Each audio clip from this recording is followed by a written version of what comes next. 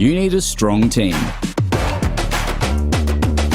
At TPIL Lawyers, we rise above the pack.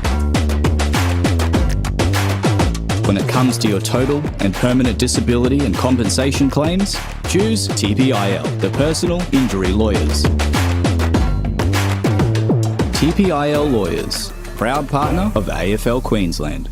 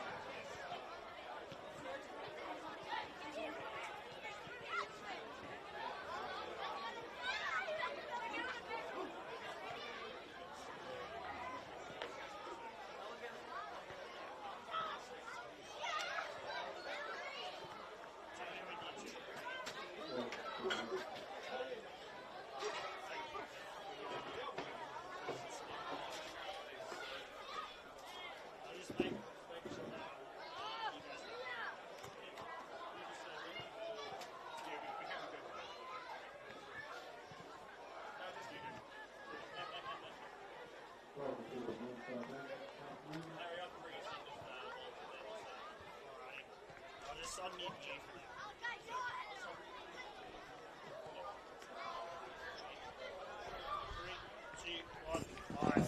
The stage is set here at Jack Esplin Oval for elimination final action thanks to TPIL lawyers in the QAFL Senior Men's Competition. My name's Chris Yendi Yeen, and it is a privilege and a pleasure to be alongside the great man, the voice of women's footy here in Queensland, Daniel Viles. Good afternoon, Daniel. Good afternoon, Chris. Yeah, it's nice to have a side gig, but this is an important match. This is the QAFL. These are the same two sides that met in the 2020 Grand Final. There's a bit of history between these two sides, and it's been a tough year for both of them. They finished 5th and 8th, but to be honest, I think both of them are just enjoying the fact that they're here. As Kieran Perkins once said, all you need is a lane and some water and you can win it. Well, that's pretty much what they've got. They don't have the inside running, but they have a lane and they have some water. And I think considering all the matches that we've got today, this one is going to be a sleeper for one of the ones that are extremely important. And especially with Morningside, they come into this game on the back of a few losses. In fact, both teams have had a challenging run heading into finals. But it all counts for nothing now because it's all set. We've got Morningside, we've got Broadbeach, we've got windy conditions, but the ground is in perfect nick. It is imperfect. It looks a little bit dry, but I mean, that's just August in Brisbane. And yes, this is what we've had after it's been well watered throughout 2025. So it's good that they've been able to get it as good as this. But look, you're right. I mean, Morningside are coming into this match off the back of 4 losses in a row. With Broadbeach, it's 2. Of course, Broadbeach had a change of coach this year. They started off disastrously with 1 from 7, decided to bring Lewis Kyoto up from reserve grade. Took them 2 weeks to find their feet, and then they rattled off 7 in a row. Worth noting, though, the one win they had during that doldrum period at the start of the year just happened to be over Morningside. And in horrendous conditions as well. They won that by 4 points, and it was played in mud. It was played in mud, as a lot of games had been at that point of the year. But I think the footy gods have been very, very kind to us. Speaking of being very kind to us, all thanks to Brandon's Windows and Doors, our field umpires today. We've got Frankie Raisin in the number 29. We've got Ryan Everson in number 8, Max David in the number 12. And the boundary today, we've got Sammy Chatterton, Andrew Reddy, and in the goals, we've got Campbell Shaw and Hudson Tolley. In emergency today, we've got Willem Kennedy. So well done to our umpires.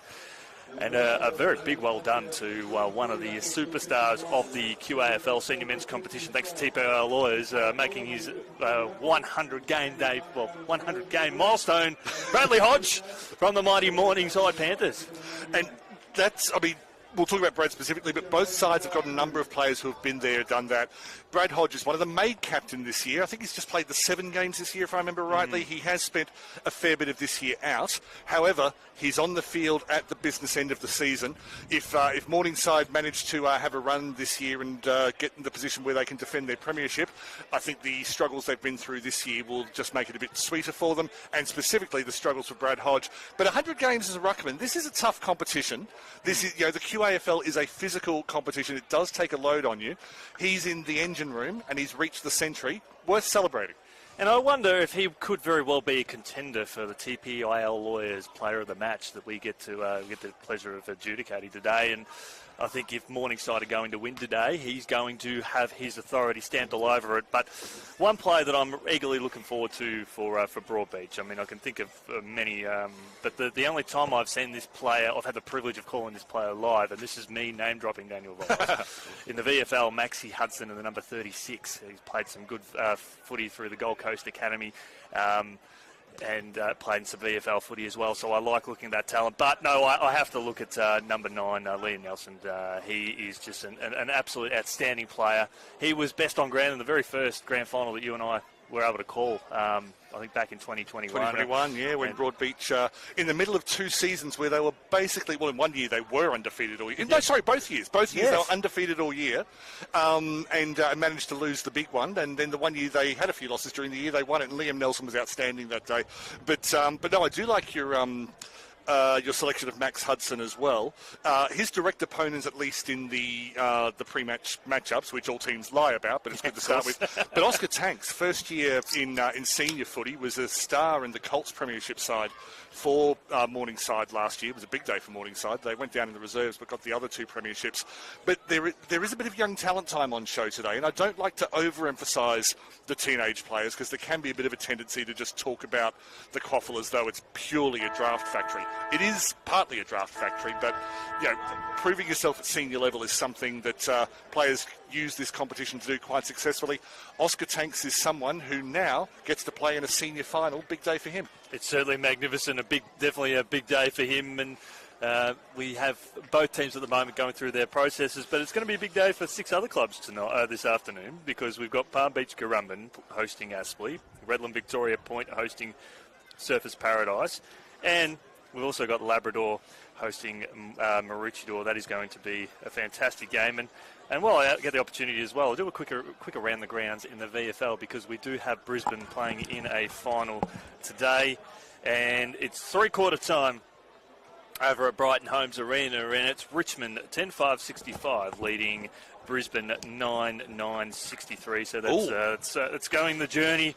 Daniel, you and I have called a great game over Brighton Homes between the two teams. So that is an elimination final, and no doubt we'll be keeping a bit of an eye on that. Also, as well, the Festival of Footy, on what many have said there's no footy on this weekend. Well, we're compulsive liars, because at Brighton Homes Arena tomorrow we've got the Lions and the Blues in what is going to be a blockbuster.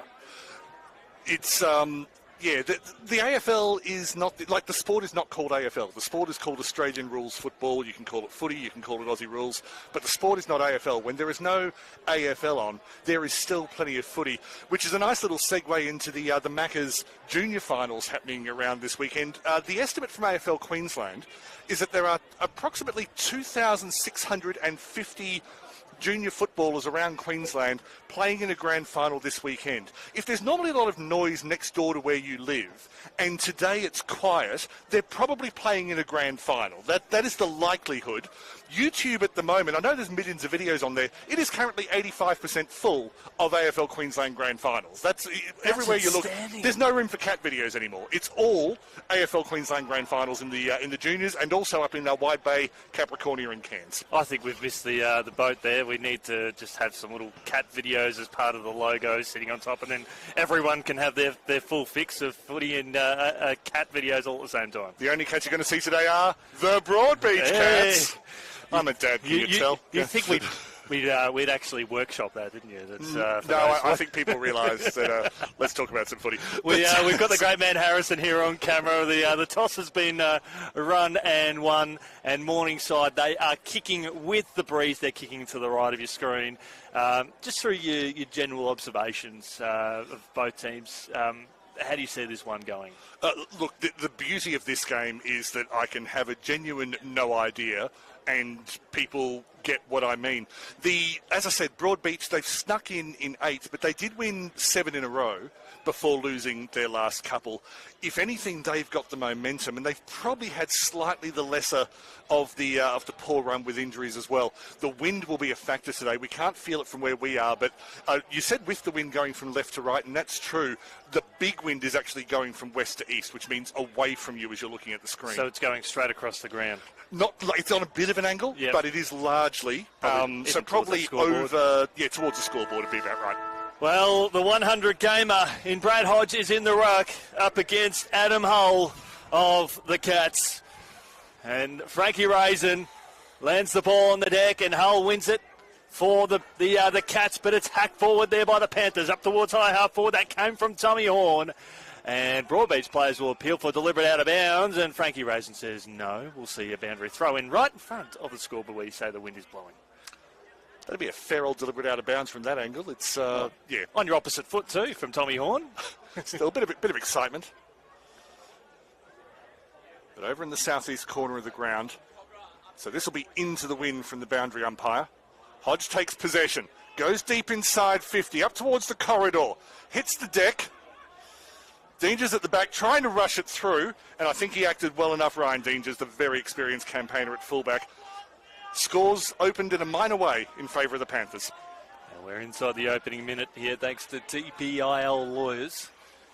After the opening clearance, came off the boot there at Tommy Horn for the Panthers. Coming out is Ryan Dangers, who will thump the ball across the far wing. He'll have a target which he'll meet to perfection. He's got options through the corridor. Umpire tells him to go now. Right foot kick, spears it up towards high half forward. Marked strongly there by Jez Butler. Butler inside the forward 50, looking for Lockett. And that ball goes out of bounds on the full free kick to the Panthers in the left back pocket. It's good positioning from Max Hudson out wide before. A little bit of a risk with Morningside, just taking it out of their defensive zone. They're going to need to bring the ball. I feel this will be the attacking wing out here because all players are going to gravitate to the far wing. Well, it's certainly going to be sheltered from the wind, the leeward side, if you will. Bit of a mung kick up the eastern side of the ground, but it all works out well for the Panthers. Running the full distance was Jack Rolls. And turned over. Not good ball control from the Panthers early in the match. They'll be cleared by Aiden Hare. Up towards high half forward. And Morningside will settle across half back. It's the first genuine switch that they've executed. Hobley, one of the handy additions to this Morningside team that didn't play in the grand final last year. It's Pearce using the run and carry with his teammate across half back on his favoured right foot. A lovely spoil there by Hull, and we'll see a boundary throw in dead set on the far side. It's the Panthers by a point thanks to TPIL lawyers. Play's not become congested. There's no players in this half of the ground if we split the ground vertically, but there's still quite a bit of length to the ground, if that makes sense. Decent length ground here at Jack Esplanade, 156 metres. Not gigantic, but enough to work with. Taken out of the melee by Rolls. Then the communication with the teammates went a little bit awry. Quick around the grounds, thanks to TPIL lawyers. Palm Beach 1 straight 6 lead. Aspley yet to score. Redland Victoria 0.1 behind. Surfers Paradise yet to score. And Labrador on the board against Maroochydore. That's 6-0. Let's call a spade a spade. Palm Beach Currumbin have earned the right to be favourites for this year's premiership, but the minor premiership just means you have a good lane. It doesn't mean that you've won the title. Beautiful hands. Went through to Zane Pearce in the end. Came a bit unstuck just outside 50. The ball came off the bottom of the boot, allows the turnover. That'll be sent back with interest by Bo Bailey. Wasn't able to connect. Back it comes through Taylor Wason. Again, the pressure is immense. They will go inside 50 now. Looking for the one-on-one target. Hits the deck. The snap comes in from Matthew Waters. Doesn't make the distance in the end, and the Cats find themselves in a bit of space. 2-on-1. They're away here down the left. They've got a 9-on-none. Yeah, exactly here on the commentary side, because they do have plenty of lives, as Daniel Viles rightfully alluded to. That is a beautiful smother off the boot there from Liam Dwyer. The first, and they had an option all alone at high half forward, Daniel, and that smother was crucial because they were certain to get inside the 50. Well, as I say, he was the one player. I mean, 9-on-0 was a slight exaggeration, but genuinely, it was probably 5-on-0 for a while there. Liam Dwyer made it 5-on-1, and he won the contest. He's one of the heart and souls of this Morningside team, one of the great young talent that's matured and become an elite footballer at QAFL level, as Batoli Simmons here on the commentary wing spears it up towards Shaq at high half forward. And we'll see a boundary throw in between two Cats. And we'll see that... So stoppage here right in front of our great man Harry. 4.5 minutes gone here in this term. Didn't realise you were on a first name basis with Shaquille McLeod there, Chris. Oh, the Shaq attack is well and truly alive. And he's very capable of kicking a few goals in quick succession. That's the sort of player that he is. You see, I'm a posh speaker, so I call it a shark attack.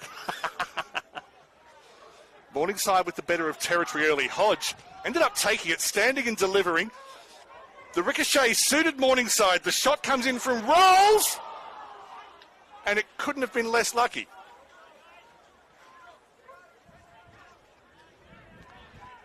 Minor score here in the early stages of this one. 5 minutes gone. The Cats are, they're under siege at the moment.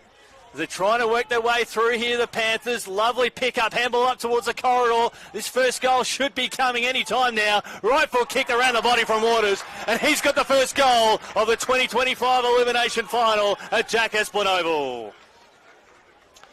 Blake Erickson won't be happy. The kick in just didn't work well. Went through. Erickson charged onto it. Went through his hands, sweeping onto it. Was the number 10 for Morningside, who we need to get a jersey on because he's not on the team sheet. And that was Waters with a lovely finish around the body. And that's he kicked the first goal of the grand final last year. It's the last time I saw him, Daniel. And every time I see him, the former Shark, he just seems to, just a tremendous asset for this Morningside team. Good omens. Waters scores first. Yeah, there's something in the Waters. Get on with it. Well, especially if you're a Panther, everything's looking great for them today. It's rare to say that the team that's 5th rather than 8th is the outsider in a finals match, but having come off 4 losses in a row, you're entitled to come to that conclusion. Well, are the reigning premiers the Cats? Oh, sorry, the Panthers? Different type, bigger cat. Yes. Comes through to Cameron Reeves, not able to hold on. They've got the turnover, well charged onto it the back from Filipponi. Hits a very messy ball just at the front of the square. Jack Rolls has been racking up possessions early, finding a way to get it inside 50. It wasn't pretty. They've got the 2-on-1. Out-of-zone umpires spotted a free kick. And that was against, the contact was made on Cooper Hodge, so it'll be a free kick further down the field towards the great man, Shaq McLeod. So welcome to QAFL Finals footy, Cooper. His first disposal. Sorry, Chris, I know it's my call, but given your bond with Shaq... Oh, no. I'm going to go conservative and call him McLeod. McLeod has 6 goals this year, just his 4th game of the season at senior level. Big raps on Shaquille McLeod. I tried. Maybe if I had had the call. I tried. They tried. All I'm saying. You can't get no satisfaction. I know here as the Cats will bring it out towards the commentary. And they've got a few numbers around this contest. Hitting the pack hard was Maxi Nelson. Yeah. And now Broadbeach across half-back. The Corral towards the banderoline. Has Nelson inboard. He's clobbered straight away by his opposite Nelson. Max takes down Liam. And we'll have a boundary throw in right here at half-back for the Cats. I'm going to make a really obvious, simple point here to describe the match. Morningside are running faster than Broadbeach at the moment. They are running harder in the first 8 minutes of this match. Simple as that. Well, it's their attacking pressure inside their... Well, the defensive pressure and they're taking half of the ground. It's outstanding. Trying to be ripped free by Sam McNaughton. Apologies by Liam Nelson. I wonder how many times on the commentary over the journey Neeson has slipped in instead of Nelson. Well, if that happens, he will hunt us down. Moves forward. It's on the boot of Cameron Reeves. Went way across the face of goal, trying to give his forward space. Didn't quite work the way he wanted. Works the way they wanted it now. The shot in from the pocket. That's the second for Morningside. And it was a lovely finish. And I know we'll definitely get an update of some sort. There has been a jumper change, but the superstardom there from the from the Panthers, and that was Keegan Downey. With a lovely finish. And Heen Waters forming that 2-man power trip up in the forward line for the Panthers, giving the Broadbeach defence a lot of headaches. Apologies to the Downey family. 3 words, not our fault. It's our first day in finals. But it's all the momentum is with Morningside at the moment. And that started with a hit-out loss here at right half forward, but they were able to get the turnover very quickly with strong tackling. Again, they're starting this game harder. Simple as that. I don't think the breeze is having anything to do with it No, either, Daniel. nothing. That's just the reality of it all. Kick up towards Waters, and the breeze can't have an influence on that because the kick was just to perfection. Downey's standing about 12 metres out. The lead is offered. Ball drops a little bit short to Rolls. Handball's inboard towards the corridor. It'll go on the bounce out towards Downey. And Downey harasses Hudson. And we'll see a boundary throw in the forward pocket. It's the Panthers by 14 points. 10.5 gone. Thanks to TPIL Lawyers and Bradnam's Windows and Doors. Haven't seen him yet, but we'll get a mention in now. Number 34 for Broadbeach, Jesse Wenzel making his senior debut today. What a time to do it. But there's obviously a lot of faith in the 17-year-old. And if you're good enough, you're old enough. Morningside still on the attack, inside 50. Managed to get it out the back of the contest. The shot came in from Zane Pearce, fell in the goal square. They were looking for a crumb on the ground, weren't able to find it. It's well run out. The tackling is equally strong. Beautiful flick out by Pearce. The step came in from Waters. Matthew Waters has Morningside's third. They are turning it on here, Morningside. It all started from the opening clearance from Tommy Horndaniel, and that forward pressure that has resulted in goals has been dynamic.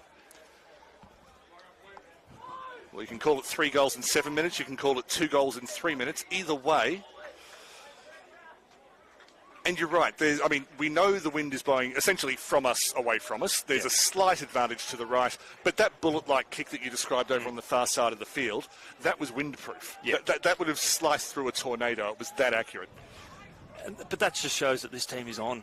And the Cats, just looking at who they've got in the midfield, they've got Harris and McKenzie here on the wing, hoping to inject some space. Ivarak in the middle. They've got Hull in the ruck, alongside Nelson in the midfield as well, as Hodge taps it out, and it's been won here by Batoli. Simmons, yet another clearance for the Panthers, up towards high half forward now, tapped aggressively to ground there by Broadbeach. The handball was ill-directed, just trying to work his way out of traffic there. Under siege there was Hill, and now they'll settle Broadbeach. And they've got some options further down the line. They need to go a little bit longer, and they'll hold across the outer wing. Good intervention before by Ryan Gilmore, who hasn't been involved in the play because they've circumnavigated him basically, Morningside, but Gilmore in defence. Excellent front position, and it's a fairly easy contested mark at left halfback. Switching the play, doing it by hand. Now they go corridor, possibly a little bit early, and it wasn't the sweetest kick in the world. Works out well for them because they are attacking the ball. Dad's had it, he was hit hard.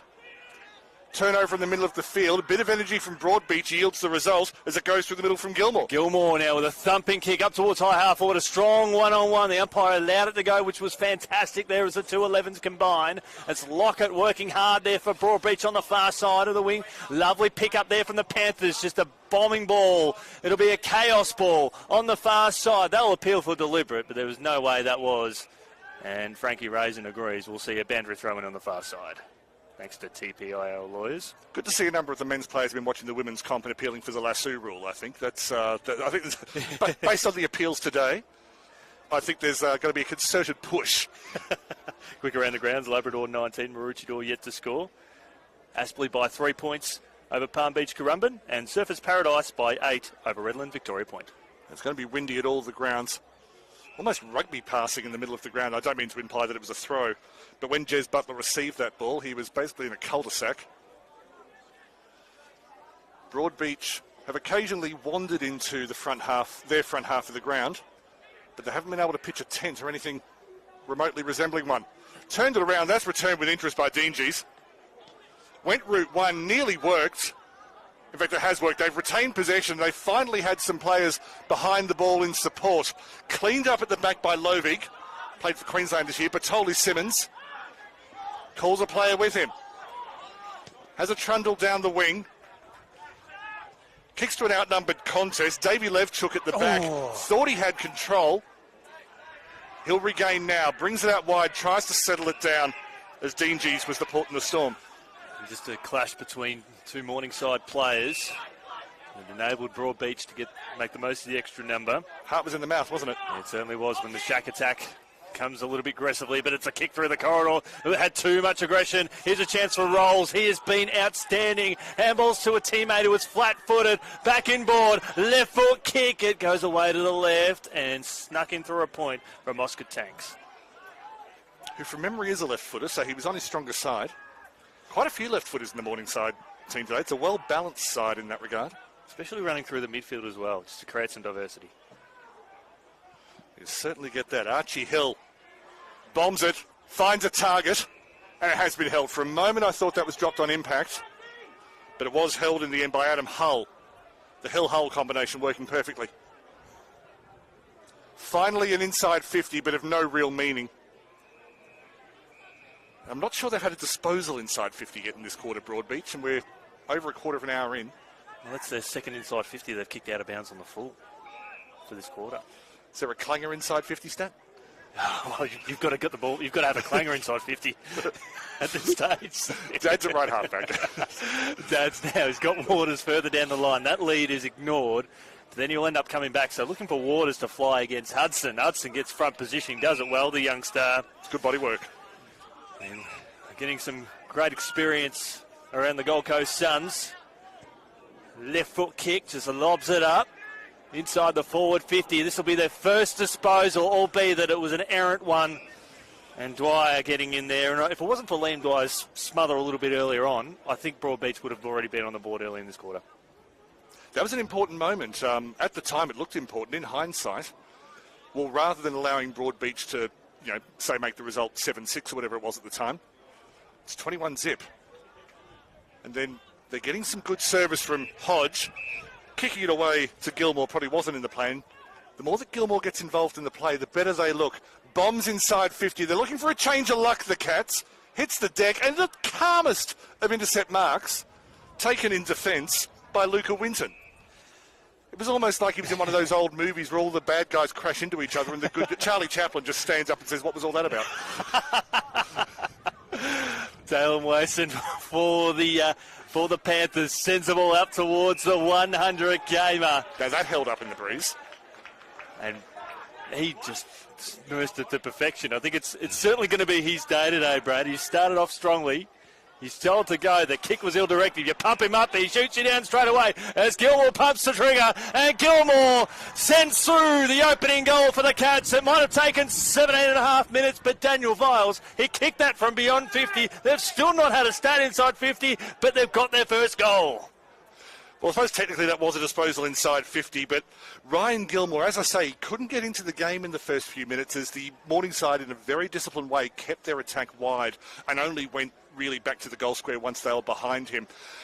You could just see the frustration building up inside Ryan Gilmore over the past few minutes. I don't mean to say he was losing it, but he just got the idea with, okay, if it's going to be, it has to be me. And he decided, okay, this is the time. There'll be a time when we get ourselves back into the game, we can be a bit prettier and play a bit sort of more fancy ball movement. For now, we just need to get ourselves on the board, watch me bomb it. There we go. Now we're back on track. And he took some separation from his opponent as well to just take that punt to be available as that extra player in the middle of the ground. He took a punt with a punt. We do recycle. It's very environmentally friendly language, Aussie rules. Rolls again. Had some good shepherding in front of him. Hobley gets involved. Tried to move it wide. Just a few skill errors have hurt them today so far. Put up forward by McKenzie to the one-on-one contest. Well turned around by Wason. He's had a good first year in Queensland. Perslow. Backing each other up again, just not able to connect the hands. Gives them a chance to settle the Cats. Not quite able to get onto it. Ends up with a 2-on-1. Somehow they conspire to lose the ball again. Trying to find some space for a shot. Hard on the boundary. It's low. Straight into the defence. Was Perslow again. Wason. It was Winton, rather. And again, is that 4 times in the one passage of play they turned over? Yeah, but that's the pressure that Broadbeach are actually getting some extra numbers around that contest. And Morningside, they've got they had 7 or 8 defenders from 0 to 30 metres out, which meant that they didn't have enough spare players to clear the ball out of defence. So there weren't many one-on-ones. Broadbeach were +3 around the 50 arc. No players on the right-hand side of the field at the moment. The shot comes in from over 50, and it's going to be expertly touched through. That was Hodge. Bit much to say he saved 5 points, but whatever danger there was snuffed. And I'm actually surprised too that we're nearly 20 minutes into this quarter. We've had 8 scoring shots and not one of them has been from a set shot. So we've no real idea of what the Breeze is doing for set shots as the ball goes out to a 2-on-1, and it will be a free kick to Broadbeach at half forward. Well, if you look at the trees across the ground, you can see that, okay, now that I've pointed them out, they've just died down. But for the last couple of minutes, they've been moving quite a bit. A big thumping kick. It'll land about 30 metres out from goal. Big fly. And that was outstanding.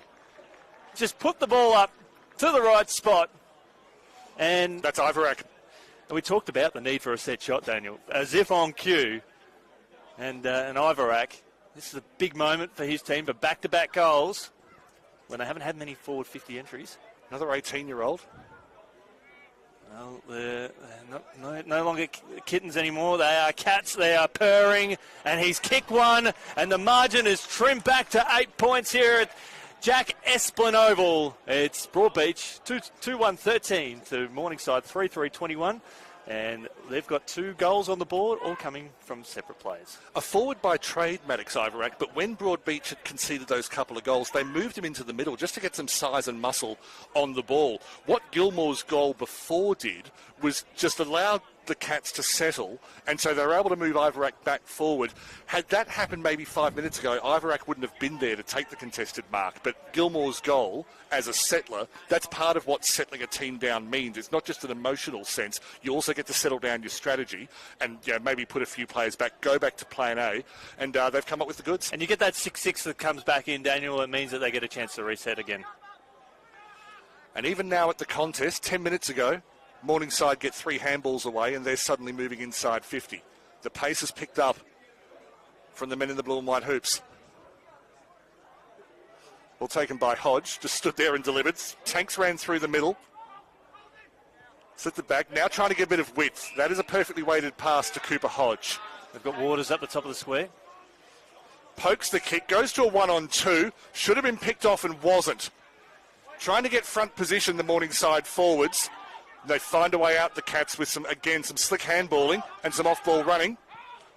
Works well enough. Yeah, the Panthers, they had a couple of extra numbers around this contest. It's going to be penalised for holding the ball, Lovick. Took on one too many. And he'll take it on now, Brandon Chadwick. A right foot kick, he has an option all alone. That is wonderful. Lovick, who bit off more than he can chew. Now we see Jai Lockett, who loves kicking goals from the pocket. Formerly from Southport. No, I don't think he's still part of Southport's VFL list, so a successful outing today. Depending on the results of what happens with the Sharks. Wind's just picked up again. The leaves behind the goals are going in both directions. So need to aim for that left-hand goal post. He curls it around beautifully. He was never in doubt, Daniel. Never in doubt. And they've got 3 on the bounce, the Cats. And they've trimmed the margin back to 2 points. And their inside 50 efficiency, Daniel, it has been extraordinary given that Morningside dominated the opening 15 minutes for reasonable reward. And the Cats, when they finally went in, they started to find the goals. So the question for Morningside now is there something to change? Because what started to happen is those key one-on-one contests, firstly, the handling errors for Morningside have started to creep in a bit. But secondly, as some of the locals provide some musical entertainment, secondly, Broadbeach have not only been able to win some of those one-on-ones, but they've also been able to hold their shape. And so you get things like Lockett standing on his lonesome inside 50. And they're starting to win ball-ups in the middle as well. The fend from Speedy maybe wasn't the best idea. It's turned over, and they've got a double turnover, and suddenly through the middle runs Liam Nelson. He goes route one. Not a kick that he would have been proud of off the boot. He'd love the result as Joel Filipponi gets on the end of it. We could have a lead change coming up. That's extraordinary given that at the 15.5-minute mark of this term, after a left foot shot on goal from Oscar Tanks, in the space of 9 minutes, they're going for, 5 scoring shots and 4 of them for goals. They're definitely settled. Joel Filipponi, 26 goals so far this year. Keeps it under the wind. It's a perfect technique that yields the desired result for the Cats. Well, for those just joining us here as part of AFL Queensland's YouTube channel, it was Morningside 3-3-21 to nothing, 15.5 minutes into this first term, thanks to TPIL lawyers. And then Broadbeach, in the blink of, in less than 10 minutes, they've turned a 21-point deficit into a 4-point lead. Well, the 4 goals have come in 7 minutes, the last 3 in 4 minutes. Gilmore, Iverack, Lockett and Filippone. And after Gilmore went the long bomb just to get the side back on track, the last 3 goals have been extremely well crafted. Notwithstanding Liam Nelson, let's face it, having a little bit of luck with the inside 50 entry. And maybe it was just the grand plan all along. Look, he's a brilliant footballer, Liam Nelson, but his standards are higher. Don't tell me they're not. Ruxell contested now comes out now to the Panthers. They are certainly under siege as they try to work it out through Hayden Batoli. Simmons, he's wrapped up immediately. Lovely pick up there from Iverack. Handball backwards further afield. There's about half a dozen players around this contest just fighting over the ball. Dished out nicely on hands and knees. That was Chadwick. Finds out Denjays, who sends the ball up towards high half forward. Deft little tap over the top from the goal kicker and Filipponi. It's a 2-on-1 there in favour of the Panthers. They're working hard. They'll need to roll through the corridor. They're almost denied there from Filipponi. He recovered well. The Panthers now under siege. That is a wonderful tackle again from the Cats. Their defensive pressure and their attacking half of the ground is outstanding, but the Panthers are away. Through the middle, taken by Tommy Horn, who we haven't seen too much of in the last little while. And they find some width. It's clearly plan A. Tom Griffiths. Working to Batoli Simmons. That was a 3-2-1 move. They were going for Brownlow points. Grogan points. Has he weighted that well enough? You bet he has. Straight into the pocket. It had to be precise, and Downey gobbled it. Well, he threaded the eye of the needle. That kick could not have been any better. And if he puts this through, this will just stem the momentum back. This is their first shot on goal, or set shot on goal. Something for them to think about here. Kicking to what is effectively the scoring end. 14 minutes since they kicked the goal. Keegan Downey tries to banana it. Was out by maybe 3 or 4 metres. Minus score. The kick in maybe not the worst result for the Panthers late in the first quarter. 27 minutes gone here in this term. 3 points to margin. Quick around the ground thanks to TPIL Lawyers. Labrador lead Maroochydore by 20 points. So they've started to break open quickly over at Labrador. Free kick for a push, and they'll take the advantage, and they're rolling across the outer side. And here's a chance for the Cats. It's opened up for them inside the forward 50. Have an option at high half forward. That was Hull. Lovely running. Right foot kick up towards the top of the square. It's not going to be needed. That is a wonderful coast-to-coast goal. Downey misses at one end, and the Cats capitalise through Lockett at the other for his second goal of the afternoon. Well, let's praise the team to kick the goal first of all. There was one little hiccup with the first or second kick out, and there was a bit of ill discipline from Morningside to give away the free kick. But after that, they had players running into space, using that space perfectly, and then Adam Hull once again kicking under the breeze just to make sure that takes the lottery out of it. If you're the Morningside coach, you've got to wonder why the space was there. I didn't see, were they making a substitution at the time? I'm not sure. Or did the high press just fail them on that occasion? You always take a risk when you have a high press on a set shot. That time, they just did not get back quick enough, which is easy for a fat bloke in a commentary box to say, but Broadbeach have been doing that better than them so far. But Hull got an uncontested disposal at half forward where he shouldn't have been all alone. So it was just testament to how quickly Broadbeach moved the ball. I'm saying what the coaches will be criticising, not what I would be criticising. I'm just in awe of the fitness levels. And skills. Not the haircuts. Goes back to Archie Hill. Well, I don't have a real job. High contact. Morningside with a chance. They find themselves 9 points down, having led by 21. Through the hands, cleaned up at the back by Chadwick. And then suddenly someone hit the slow motion button. They'll find a way out. Not the most convincing way out. Again, a skill error allows Broadbeach to just get away with things somewhat. Lockett in the middle of the park. Turned over again, goes inside 50. Hodge with a thumping kick. Denjays couldn't quite take the mark there for the Cats. Hudson bounces off the would-be tackler, and they've got some spare players out on this commentary side, the Cats, and they can keep rolling through. They've got Chadwick, and they'll make the most of it. They've got an option here at high half forward. They elect to go through the corridor to Nelson. Still an option about 70 metres out from goal. It's a 3-on-2 on the left. They almost have to, can't afford to really go through the corridor. The kick had to be good. It was over the head there of the target, but they've got some extra numbers here. A right foot kick curled around the body for the Cats inside the forward 50. There's a bit of gut running on that far side from Bailey, and he turns, he can't gather the ball because it's the Panthers who will run around on the far side. It was Harvey in the middle of the field before. Bennett has a trundle over on the Riding Road side of the ground. Just little things like that wouldn't be pleasing the Morningside coaching staff at the moment, as the kick just went over the head of Zane Pearce, caused another turnover. They'll benefit from yet another one. If I say the players are tiring, that's a comment on the intensity of the match, not the fitness levels, trust me. Broadbeach are +2 in defence, so that's why we're going to see a bit of a slow period on that far side from the Panthers. They've got the free kick underneath the greenery. Let's call that deliberate. Again, trying to find a way through. Pearce just not able to keep it in. In fact, I'm not even sure it was a deliberate kick. I think the ball hit the boot rather than the other way around. That's probably a great result there for Morningside, because if they had kicked down the line, that's where Broadbeach were +2 in, it was essentially a 3-on-1. So that boundary throw-in has given them the chance to get some one-on-ones around the contest. It's probably the most congested that we've seen the play. There's no one in the left 50 and only one pair or two pairs now in the 50 to the right of where the camera is currently showing. Batoli Simmons just wrapped up in the middle, does a do-si-do. Quick around the grounds next to TPIL Lawyers. Aspley have kicked a couple of goals in a row. They lead Palm Beach Currumbin by 11 points and Surfers Paradise by 8 over Redland Victoria Point. Well, the wind's picked up because that ball up from the umpire went about a metre to the right in the air. Cleaned up at the back by Hare.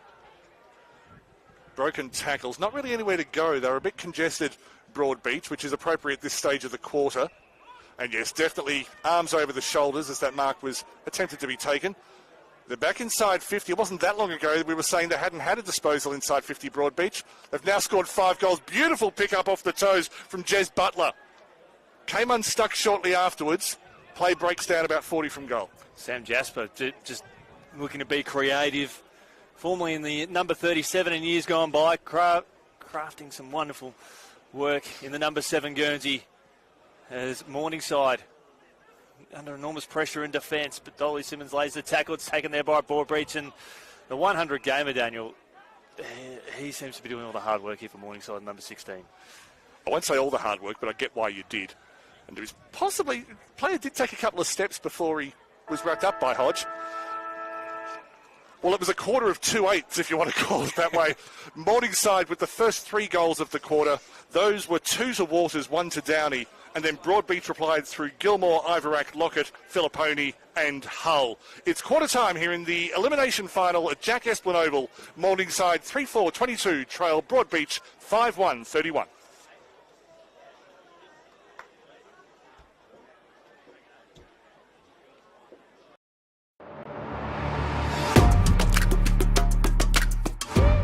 You need a strong team. At TPIL Lawyers, we rise above the pack. When it comes to your total and permanent disability and compensation claims, choose TPIL, the personal injury lawyers.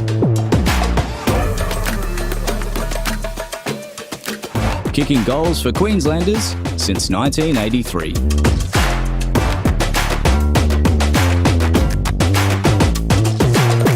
TPIL Lawyers, proud partner of AFL Queensland.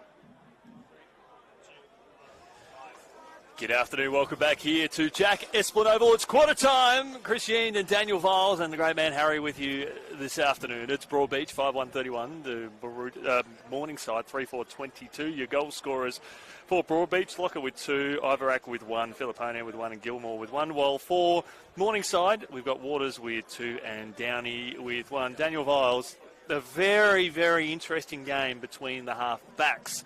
And a quarter of 2/8, I think, as you rightfully describe them, quarter time.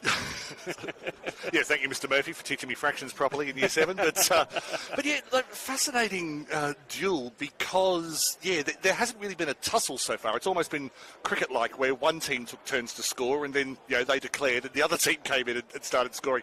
In the first 12 minutes of the match, Jack Rolls was the mastermind. He was the puppet master, just pulling the strings in the middle of the field. Ryan Gilmore was the one who grabbed the game by the scruff of the neck and dragged Broadbeach into that. But after that, as you say, it really has been the halfback line of Broadbeach that's been winning turnover ball. They haven't really been winning scraps in the midfield. They've been turning over at half-back, and so people like Gilmore, Liam Nelson when he drops back, other people, if you go way back to people like Ryan Deangees and Archie Hill in particular has been getting very involved. But yeah, it's been a fascinating match. Lots more to come. And this quarter is proudly thanks to TPIL Lawyers and Bradnam's Windows and Doors. Moving into the ruck, looks like Jesse Wenzel. And what better way to start your senior career than by going up in a ruck against Brad Hodge? Broadbeach running to the right of your screen. The ball just circumnavigated Matt Harvey, got away from him.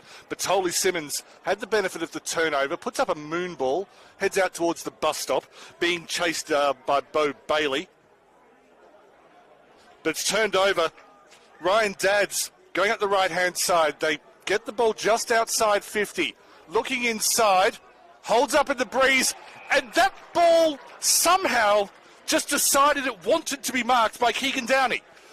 Well, he's just such a brute force inside that forward 50 for the Panthers, and it set up nicely for him, didn't it? I think the player who was trying to use his body on him ended up falling. Tried to push into Keegan Downey. Keegan didn't notice he was being pushed. He now has a set shot. Morningside need to win it, as in win the opening stages of this second quarter. And Downey would like to hit rewind on that one. I'm flabbergasted. Yeah, I forgot how to speak English for a moment there. Yeah, he kicked that out of bounds on the full when the wind would have cutting across the other way. It takes a lot of effort. Disappointing kick there from the Panthers, but they've got a time to respond here. Cameron Reeves dances on a dollar, sends the chaos ball up towards high half forward, bounces away from Batoli Simmons. Lovely tackle from Broadbeach at centre half back. And you still feel like momentum is just slightly on their side, just the way they're set up across defensively. And it was Bo Bailey with the big hit.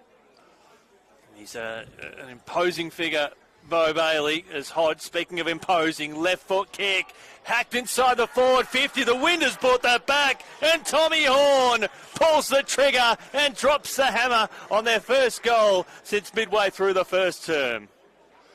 I think what we have there is a rare example of a score without a score involvement. I'm not sure whether you give the ruck tap a bit of credit for that, but Horn, much as Gilmore did at that end in the first quarter, just decided to kick a goal. He took one step. To be fair, he did have a brief look just to see if there was anything on before deciding, wait a minute, I'm on. I'm going to kick from 50. And once again, the wind is so unpredictable here today. The trees had stopped moving when that ball was kicked. But Tommy Horn just decided it was time. And it was so. Well, Downey missed what should have been at least a scoring opportunity at one end. But Tommy Horn, he was able to make the most of it a few moments later. So Morningside looking to begin the second quarter as they began the first. Just a few fumbles from Hobley. Hodge again, moves it wide. Getting a bit of a move on that right-hand side. Batoli Simmons, who's been Mr. Backup for, well, certainly all today and probably for the last decade, really, in various parts of the leagues that he's played in. Returned to the VFL this year for a first time in a while. Turned over in the middle of the field to Broadbeach. And they move forward with about as much controlled ball as we've seen today. Kai Purslow just sitting in the 30 metres out from goals, that loose defender. That's why we've got some hesitation here for Broadbeach. And it will go up towards, the space where Purslow was guarding, and the wind was able to assist and find another Morningside teammate as they look to roll through the corridor. Waters with the intended target. The Cats with some extra numbers. They should make the most of it here. They've got options over the top. Just taking a little bit off the kick and did so to perfection. Finds Kelly. Kelly now with the Panthers. They've got that loose defence. They've got +2 sitting around the corridor. And that is a strong reach from the Cats in a 2-on-1. And eventually we'll see a stoppage. Well, thanks to my main man, Harry, here bringing you all the action.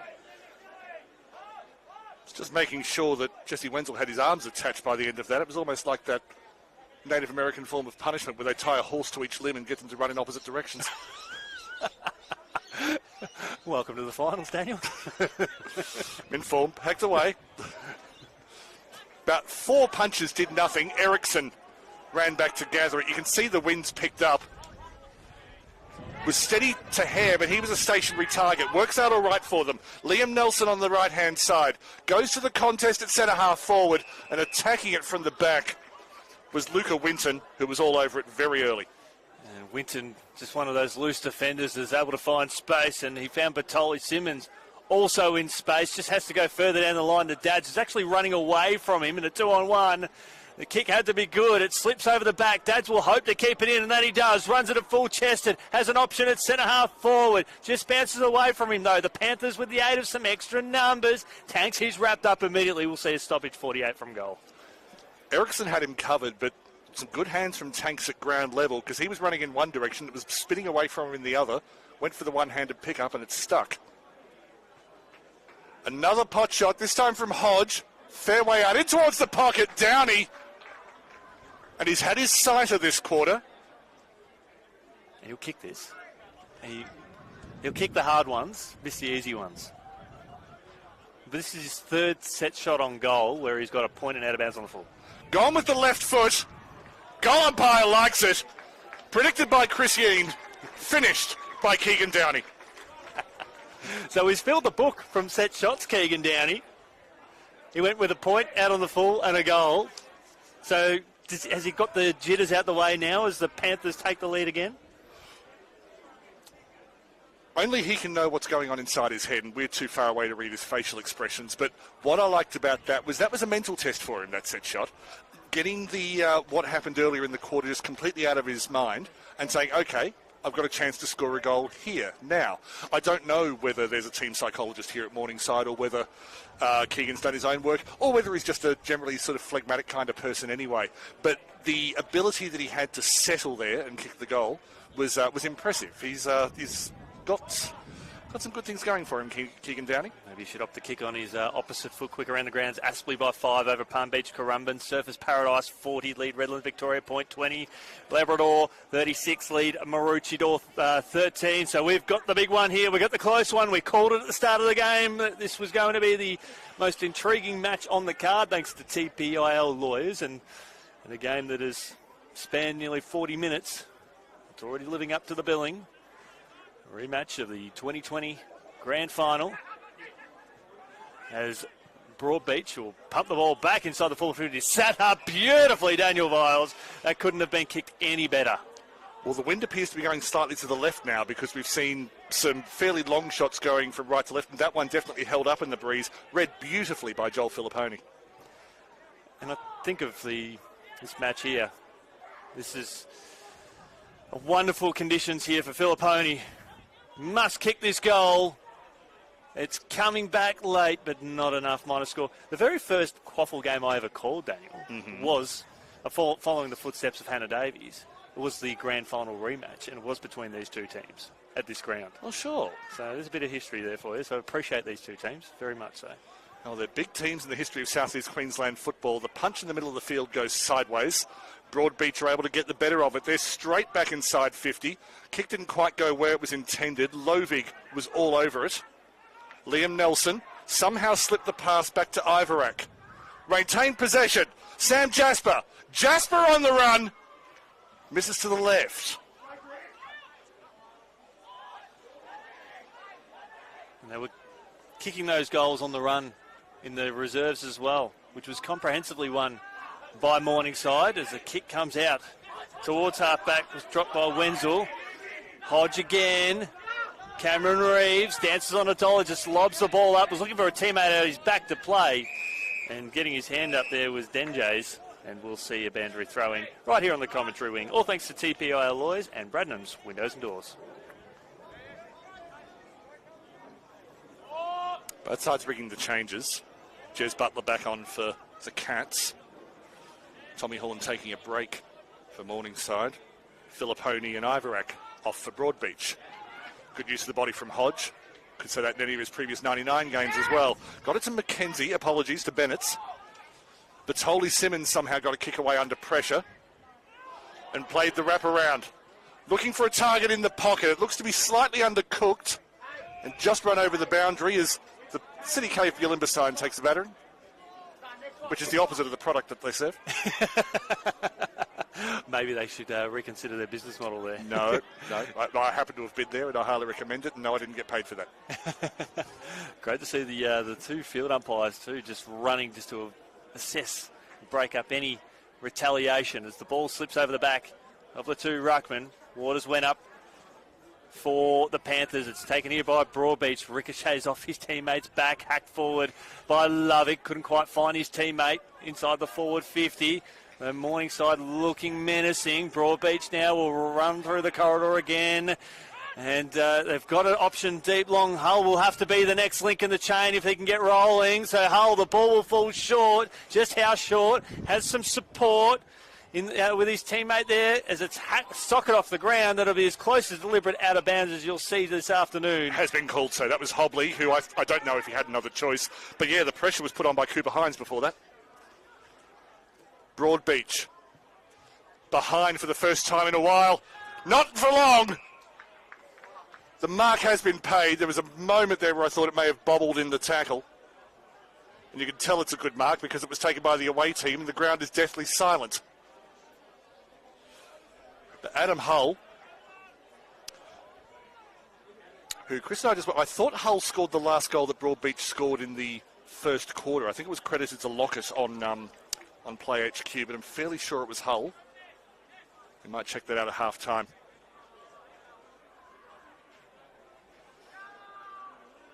But Adam Hull, it's a simple technique, but it yields a complex reward. We have another lead change at Jack Esplanade Oval. That is the third lead change here, thanks to TPIL Lawyers. And Broadbeach, they're having a day out in front of goals from set shots. They've kicked 4-1 from set shots as opposed to 1-1 and an out on the full from Morningside. So with Hull, well, just a few moments earlier, he was that option where the ball falls short, and full credit to him, Daniel. He worked in the right spot again. Some good work in the lead up to that from Matt Harvey. He was the player who I think got in the way of his teammates' kick way back centre-half back. But when the breakaway happened, he was the one who tried to make the initial delivery to Hull. It landed in front of him on that occasion, but after they got the free kick for deliberate out of bounds. But no, Matt Harvey played a key role in that goal, even though he probably won't get the score involvement. Oh, his teammates know exactly how much that meant as Hodge playing a bit of volleyball. It's taken there by Nelson, wrapped up immediately, holding the ball. Lovely tackle by Ryan Dadds. They're just got to get moving quickly, Morningside, because Broadbeach, they're getting numbers back quickly with Gilmore just sitting at centre-half back, looking to create that hole. So a right foot kick will go up towards where Gilmore goes up and takes a well-judged mark. It was destined for him. I think it was one hand around the ball and the other hand just steadying himself. It's a composure. He's having a good afternoon. Probably been the best defender on the ground. Went for the punch from front position, did Kai Perslow. If he had that moment again, I get why he did it. But maybe he didn't expect to end up in front. I think his confidence has just been a little bit rattled because quite a number of times he's been caught out in a difficult position where the pack has come over the top of him. So it's not the first time he's done that today. I think he just needs to get the two hands up and just back his confidence. He's a wonderful defender. Well, a number of defenders have made a career out of doing exactly what Perslow just did. Handling is difficult. I do wonder whether the wind is having as much of an effect at ground level as it is in the air. Lovig got it forward, landed in no man's land, but there was plenty of pushing before that, and the free kick will go to the Cats. As they get up just a little gingerly, decide to switch the play across the back. Had to be precise. It was Will Kelly. Comes wide, kicks to a 1-on-2. Didn't get away with it. It was intercepted by Tom Griffith. Centres it. And that could be a costly turnover. They did try to switch the play at the back, Broadbeach, but it was slow ball. Yeah, and in the game like this where it's hot, it's quick, you've got to make decisions and you've got to make them quickly. And Zane Pearce, this is an incredible moment for him. And you can hear the cheers for Taylor Wason from the crowd. Very popular figure at this club, but it's all about Zane Pearce right now. Seems to be off the inside of the boot and away to the left. Margin reduced from 5 to 4. Well, just from the way he kicked that, I'm guessing that might have been on the edge of his range as well, because he did really try to give it a bit of torque. It wasn't a drop punt by any stretch. I think he was preparing for that win too. He sort of calculated that it was going to come a lot harder than what it was.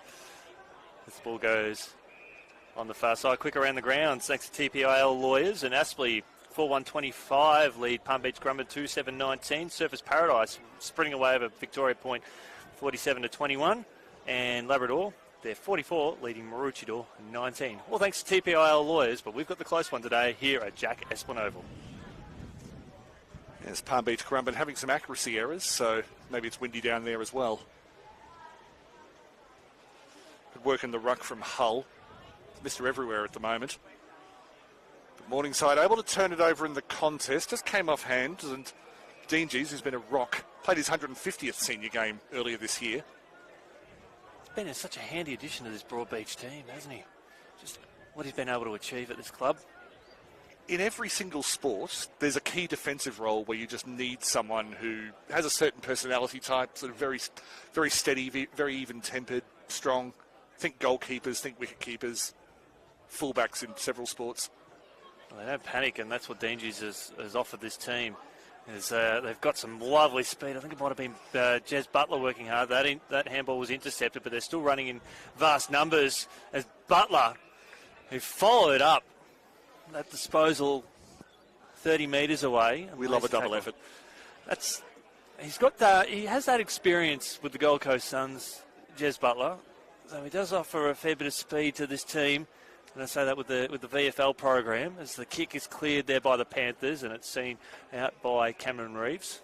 Margin 4 points, all thanks to Bradnam's Windows and Doors and TPIL lawyers. You're with Daniel Viles, you're with Chris Sheen and our man Harry here on camera at Jack Esplin Oval. Midway through the second term, for one of these teams, post-season celebrations will start after full time. For the others, it's a date with the loser of that game between Aspley and Palm Beach Currumbin. It's not going to be an easy fixture. They're not thinking about that right now because they've got a fairly difficult fixture now. Not that anything's difficult for Ryan Dinges. Just does what he does. Goes long, and for Dinges, long is rather long. Went to the one-on-one contest. Well, I'm not going to tell him how to play, and it nearly worked, so... My sound effects were completely unnecessary, really.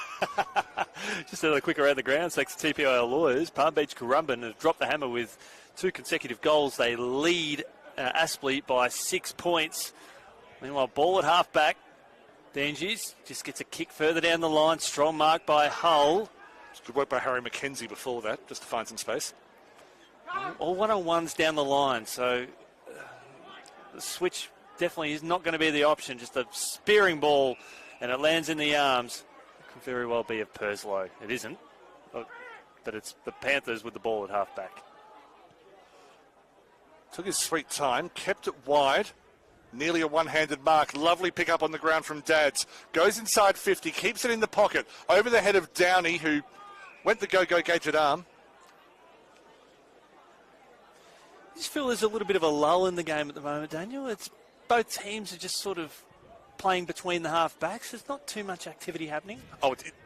I find this a lot. I mean, I haven't done any research, got no numbers to back it up, but first quarter you come out trying to blow your opposition away, and then if it's tight, you think, okay, it's going to be tight all match. Second half, they just play conservatively, and it's a consolidation quarter. Most of the match highlights are probably not going to come from this quarter, as McKenzie ran into traffic and ended up probably lucky just to end the play with a boundary throw-in, really. It almost feels like an NBA game. Both teams, they, as you've rightfully said, just sort of come out. And then you spend 2 quarters just trying to just massage the game, just work what you can, and then you go for that sprint at the end, which is what a lot of NBA games tend to do, to follow that pattern. Or in athletics, it's the Harley Gebrselassie tactics. But Morningside had it inside 50. Dean Gees is racking up the intercept marks at the moment. None of them have been above his skill level. He hasn't had to use the full set of tricks, but everything he's done well. And that one's a leg break over towards the bus stop. So both teams swinging some changes. Hodge comes back onto the ground for Morningside. The expensive Dwyer. And while Surfers Paradise plus 27 over Redlands, Victoria point. And Labrador 33 points up. They've had 17 scoring shots to 4 in the first half already against Maroochydore over at home. Back here at Jack Esplin Oval, it's 4 points the margin. And we're going to have another stoppage. Oh, Mackenzie drew the free kick. He very cleverly saw the arm coming, tapped it, got hit over the shoulder, said thank you very much. I just want to see one of these teams just switch or just get through the corridor. They keep turning the ball over. And this is where the Panthers, they have to make the most of it. They've got options running through the corridor. They held it up momentarily through Hodge. Right foot kick just takes a little bit off it, got close to the boundary line. That's Dad's. I see him go up to maybe Waters or Cameron Reeves at centre half forward. So he'll just thump the ball 40 metres. It will go up towards centre half forward, and that is Cameron Reeves, Daniel Viles. Did well, Darcy Cameron Reeves. If he scores it, I have a theory. Are you shocked? About why they might be playing this way at the moment. But I'll wait till after the set shot because it'll detract from the moment. I think nothing could detract from the moment. Oh, but apparently announcing the meat tray won't detract from the moment. One of your players is about to have a very important shot on goal in the elimination final. Let's announce the winner of the meat tray. Well, if it was the player that won the meat tray, then happy days. But anyway, back here at Jack Esplin Oval, Darcy Cameron Reeves, right foot kick on its way. It was never going to miss, Daniel. It was never going to miss. And they're back in front, and dare I say he's kicked the goal and probably won the meat tray as well. We can only hope. That was a beautiful finish. And that's their second goal from a set shot. Now, you did have some words of wisdom. Oh, I was getting there. Just wanted to let Darcy have his moment because it was a fabulous shot on goal in the conditions, and it is indeed the conditions. Now, the weather report for today, it's going to be windy all night. The women's preliminary final is going to be affected by it, but it is going to lessen off slightly. The winds were largely predicted to be in the mid-20 kilometres an hour during this match and then sort of head down towards maybe the teens. We saw before Broadbeach tried to switch the play before, but you only have to miss by a little bit and you risk a turnover. And, of course, that's what happened. That's exactly what happened. And they conceded a goal in that situation. Just back to the play at the moment as Hodge ran through the middle. The fist was important in defence. That came from Ryan Gilmore. 50-50 ball inside the defence. The handball over the top came from Hare.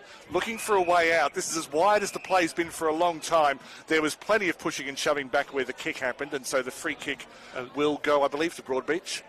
Oh, over the boundary. Just got his, just nudged over the boundary line. Short version, I think switching the play and playing expansively is just too risky in the current conditions. Save that for maybe the second half when, if the wind dies down a bit. Yeah, well, you can afford to take a little bit more risks. But at this point in time, that's a wonderful expertise there from Daniel Viles. No, fake it till you make it. Tap there from Hodge, went up through the corridor. There will be another 8 players around this contest. Big tackle there from Cooper Hodge. You throw one of Jeff Newman's blankets over the players at the moment. It's very, there's, of the 36 players on the field, I reckon about 28 of them are in camera shot right now. Oh, it's going to be hard to get a clearing kick away, and eventually now just watch them spread away Broadbeach. But they'll settle across halfback. Trying to find a way out. They do have the overlap, but still had to go the long kick. Important contest coming up, and you'd have to give the points decision to Max Nelson on that occasion. However, they've turned it over in the middle of the field. Broadbeach trying to find a way forward. It's a slightly outnumbered contest and the ball dropped sharply. The midfield came through superbly to give them an advantage in the contest. That was Jez Butler charging through, as he's been wont to do in this quarter. Ends up with the ball again. Couldn't quite get the fist to it. The calls of ball are ambitious. The umpire brings things to a halt. Spare a thought for Jez Butler as well, because that was the second time in 15 seconds that he lost his footing around the contest. But he got back up and he kept going. Maybe the mud's still there from earlier in the year. Broadbeach have definitely upped the ante just in the last minute or so, which often happens if you do something just as simple as get from your D50 to F50. And all they need to do is they just need to read the ruckman. He get a quick clearing kick up towards the top of the square. They might get a goal because they've got one-on-one at 10 metres out. Which is what Morningside did through Horn in the second minute of this quarter. Again comes wide. The sprint is on from Sam Jasper. Equally good sprint from Cooper Hodge. That's just good hard footy. Wow. An unnecessary bump there from Down. He didn't really need to, Just throwing his weight around a bit unnecessarily. And we're here. Mate, he stole my line. I was just about to say the players appreciate how good that was and they've just stood back and watched it. And then he did that. He stole my line. Whose line is it anyway? Hey! As Rucks will go up again. And now it's Hodge. Sorry, it was Pearce. Found a teammate down the line to Downey. Handball back through the corridor. Had too much on it. Taken there by Butler. Didn't lose his footing on that occasion, did Jez. They've got the overlap here. The Broadbeach side. It was sprint to 48 metres out from goal. That was a masterclass of a pass. Outstanding work from Aidan Hare. He was never having a shot. He saw his man up the top of the square and found him to perfection. It's Harry McKenzie who'll have the shot. I mean, what can you say about Aidan Hare? First of all, that's the prettiest football we've seen today. Oh, the brilliant handball work from Broadbeach. And, again, not coincidentally, on the side of the field where the wind is cut off by the grandstands. For the fourth lead change of this game, must kick this goal, does kick this goal. And Broadbeach, they're rocking and rolling. They have kicked 7 of the last 10 goals of this game. They're back in front to a 4-point lead. They had a game high of 9.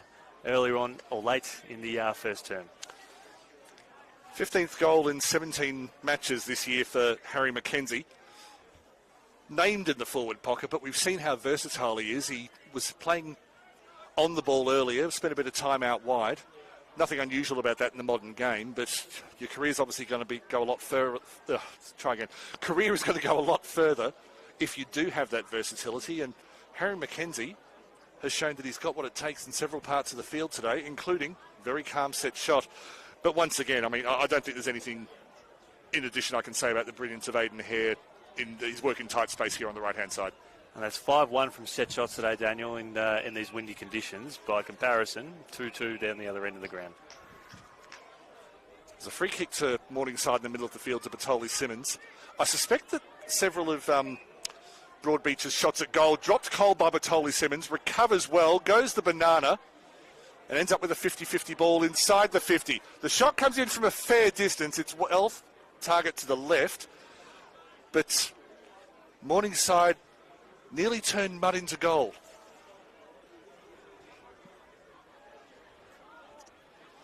Yeah, I dare say Broadbeach's shots have been a lot further to goal. We don't quite have the technology to do the expected goals stat. That'll come in the future. AI is working. The marking contest, it was Hare versus Batoli Simmons, and from this distance, it looks to be Hare who's come down with it. Having a golden few minutes. Especially on the eve of half-time too, yeah? Keeps it wide, holds up in the breeze, bit of friendly fire. Cooper Hodge does well to hang on to it under close attention from someone in an identical jersey. Batoli Simmons, he's in the wars at the moment. Umpire was blindsided. He may have got some early contact, but no way I'm criticising the umpire for that. I like the confidence there from Cooper. Just a couple of handy things, and he is playing in the midfield. The number 44, Guernsey. One of 2 Hodges out there. It's taken there by Broadbeach. Right foot kick, just turns the ball over across half back, and this is the confidence that Kai Perslow needs. He's an outstanding player in this lineup. Batoli Simmons, speaking of outstanding, back to Perslow. There's a beautiful kick. Just made O'Neill work a little bit hard on that far side. Davey Lechuk, under a fair bit of pressure, has the teammate there in support. In fact, the ball will go back to the man in the number 56 at half-back due to some high contact, and Broadbeach will settle across half-back, 28 minutes gone in his turn. I missed the signal. Was he called for high contact or low contact? Because I think when he slipped, he got a bit of a touch around the ankles. So that's why you got the great eyesight, mate, there. And meanwhile, Palm Beach Currumbin, they are running away against Aspley. They lead that one by 25 points. They've kicked 5-2 to nothing in the last 15 minutes. The Cats decide to keep it wide and forgot that there's a line there which stops you from going too wide.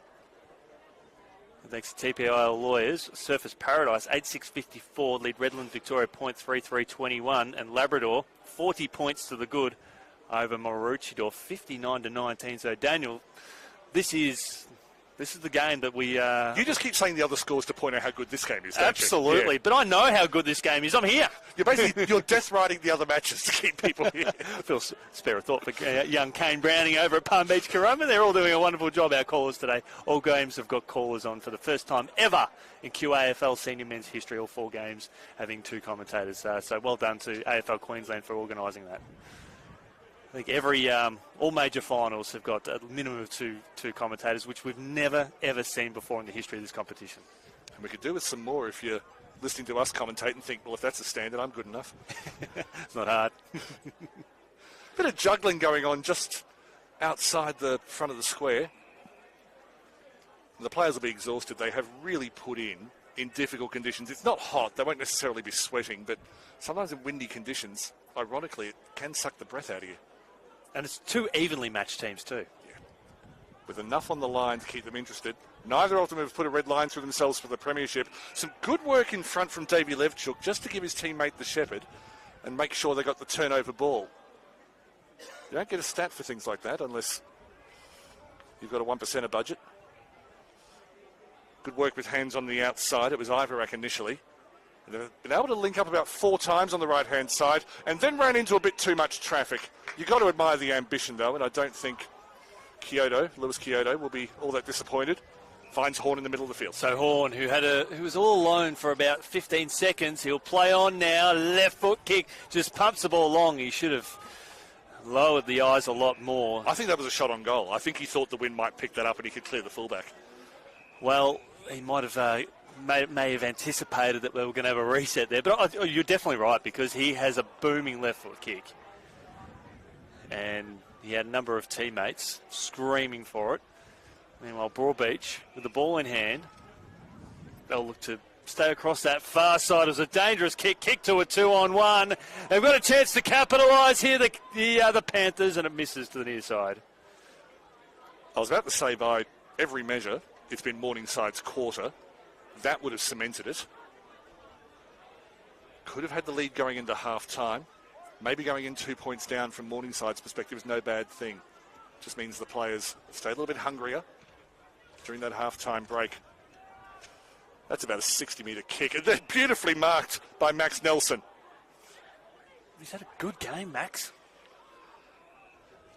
Where his namesake from Broadbeach hasn't had much of an influence in this quarter.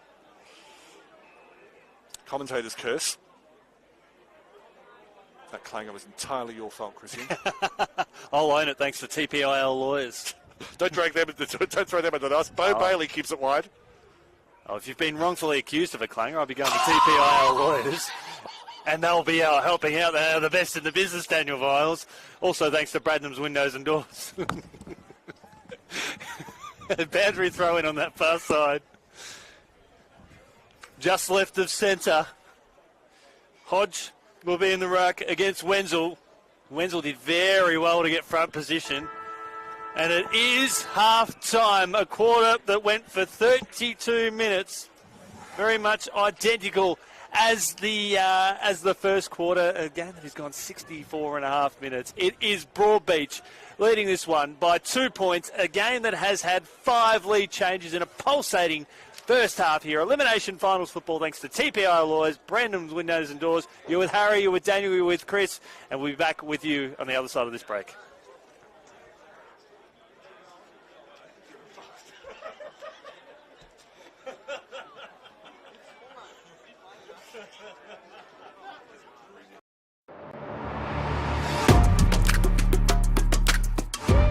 You need a strong team. At TPIL Lawyers, we rise above the pack. When it comes to your total and permanent disability and compensation claims, choose TPIL, the Personal Injury Lawyers. Kicking goals for Queenslanders since 1983.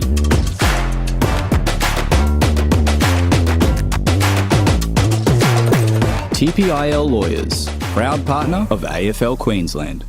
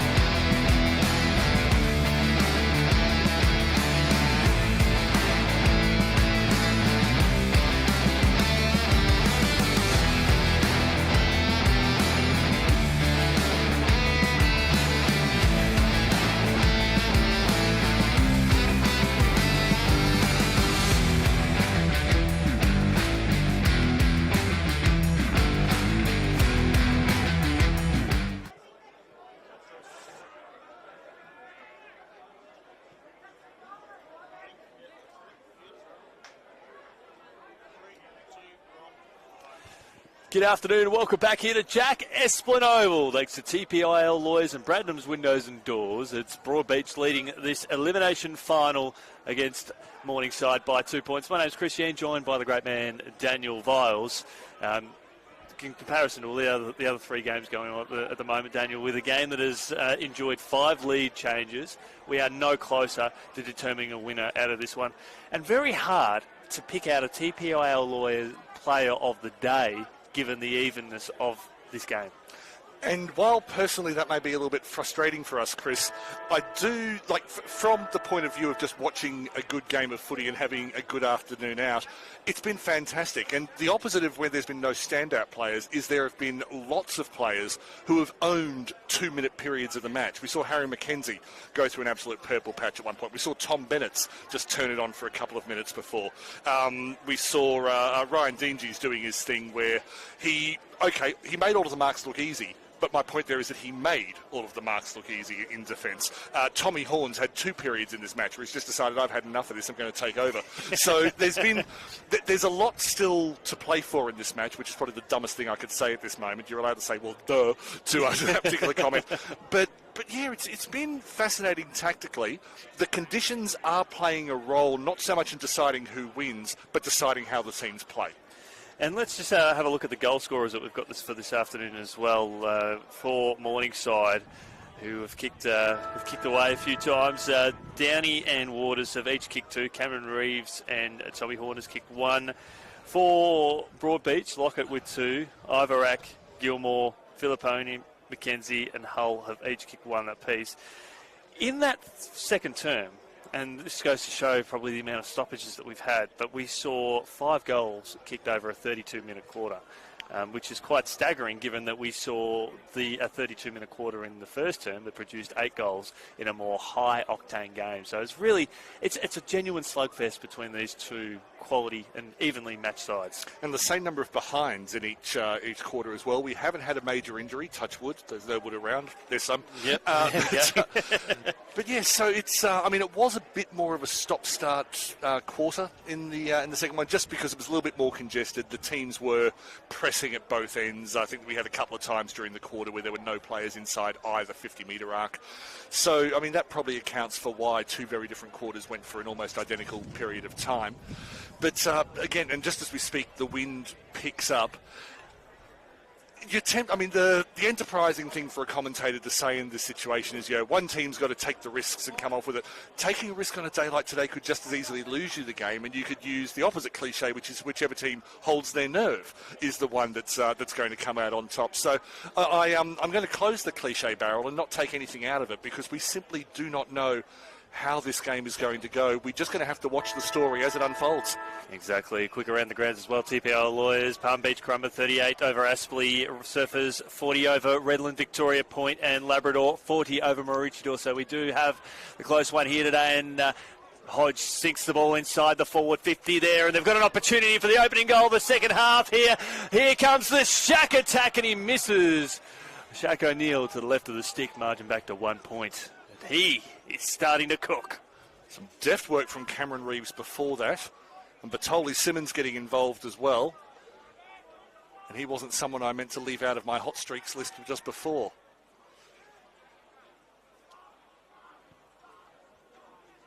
Head towards the eastern side of the ground. And again, just relying on the contests early, keeping it conservative. Liam Nelson with a tackle. And the sky is blue.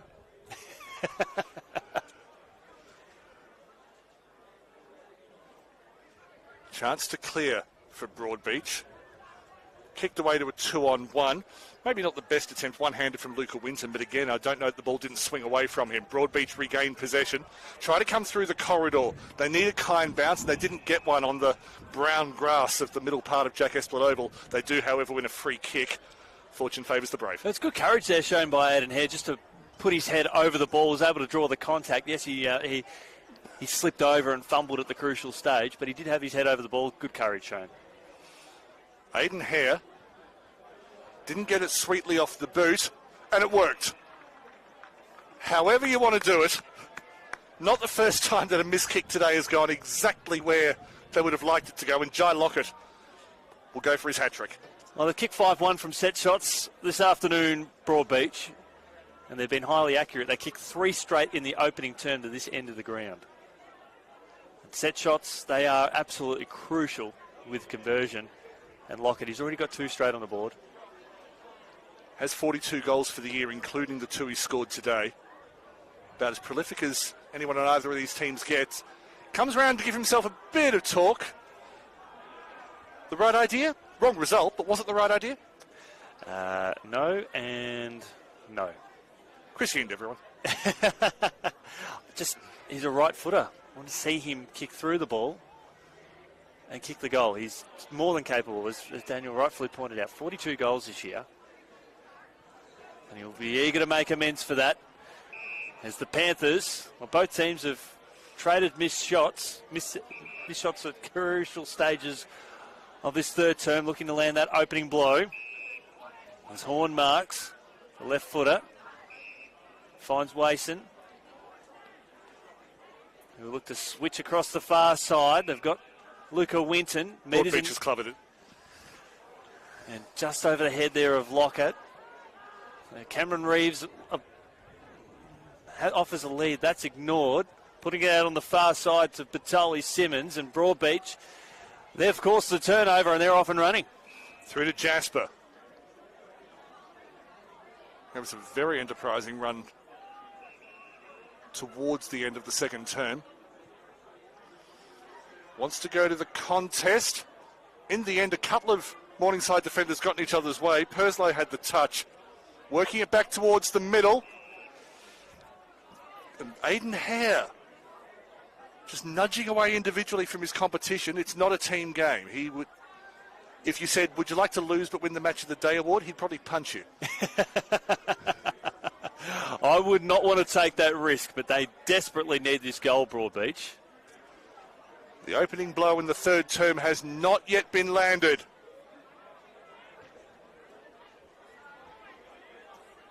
Margin out to 3. Despite the highly accurate start from set shots, they've missed a couple already here, Broadbeach, extending that lead to 3 points. They've had a game high of 9. The wind is strong and inconsistent.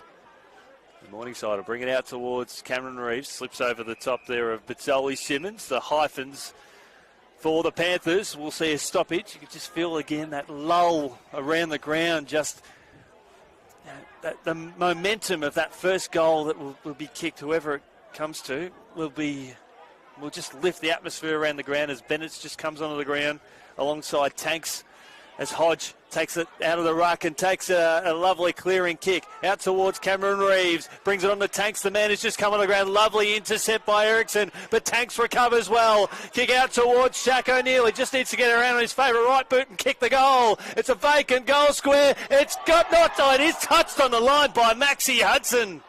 Outstanding goalkeeping work for the young gun. Put a time stamp on that one. We have no idea yet how important that touch is going to be.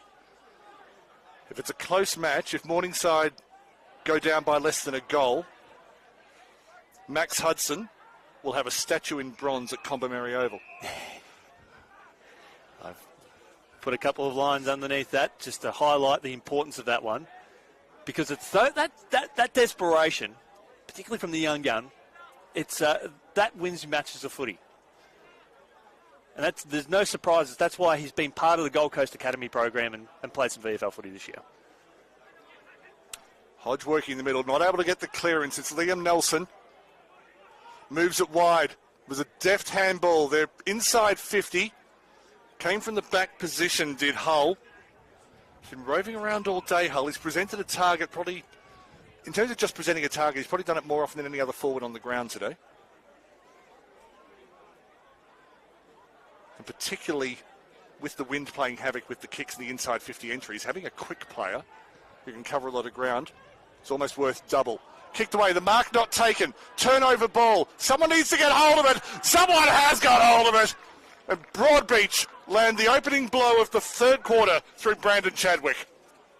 However, ever the opportunist, Brandon Chadwick, just that chaos ball inside the forward 50. On his opposite foot, capitalised some close range. That desperation from Maxie Hudson at one end of the ground, Daniel, and then a bit of class there from Chadwick at the other end. We're out to an 8-point lead. And, of course, the initial turnover was won by Harry McKenzie, just swooping on the defensive error. And good to see the Morningside players just getting around their man and saying, OK, it happens. We're hardly out of this game. We're only 8 points down. Obviously not the way we wanted to start the third, but...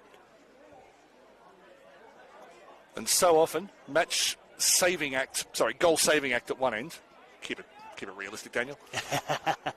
And then a goal scored at the other. It's an 11-point play, really. It definitely is. We're starting to see some movement happen in the other games, thanks to TPIL lawyers. Aspley back within 25. They've kicked the opening 2 goals of the second half against Palm Beach Currumbin, and Maroochydore starting to close the gap against Labrador. But it's here at Jack Esplin Oval that we've got our eyes on. Thanks to TPIL lawyers and Bradnam's windows and doors. We'll see a ball up forward of centre. And the official there in Everson just getting ready to reset proceedings. Hodge wins yet another hit out. Comes out now to Overack. Handball was a little bit overzealous. Here's a lovely finish on the board. Spring in a goal. And that was wonderful finish. A dream finish there from Zane Pearce. Outstanding. Well, the template's been formed today. If you can force a defensive error, that kind of turnover ball seems to be your most reliable path to goal. It was Broadbeach who got the initial clearance. The tackle was strong on Cameron Reeves. The ball went loose. First to it, however, was Zane Pearce, who was at full pace when he got to it. No stationary targets there. Head back straight away. We're back to a 2-point ball game. And both sides have killed off any post-halftime nerves. And I'm already looking... again, going the early crow, but thanks to TPIL lawyers, Brad Hodge, outstanding so far. It's worked as Batoli Simmons back on the field. Had a breather just before. Pushing Broadbeach back. Beautiful work with the ball, just to find some space. Important punch from the back. I think that was Lovick. Broadbeach able to regather in the middle of the field through surprise, Nelson. In towards the hot spot, important punch, hasn't yielded the result. Flicked out wide, comes back in towards the centre. The shot on goal was probably not really a shot on goal. Morningside still with work to do. Tucked in the pocket. Kicked away. This will be a set shot for Jai Lockett. Doesn't need the side shot, it's curving from left to right.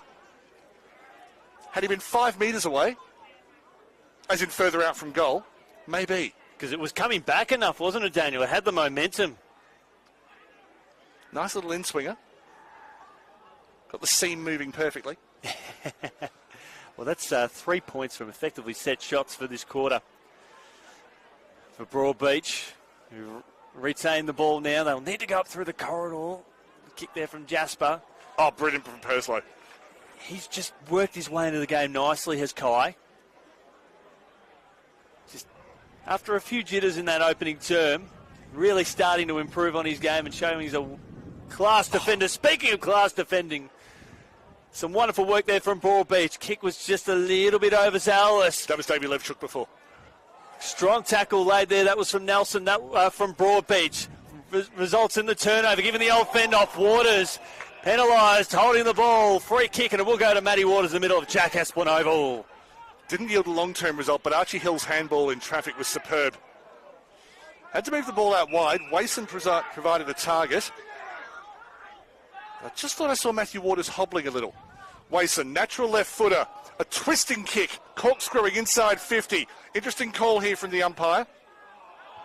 Given the defensive free kick, the crowd don't like it because that's the crowd's job.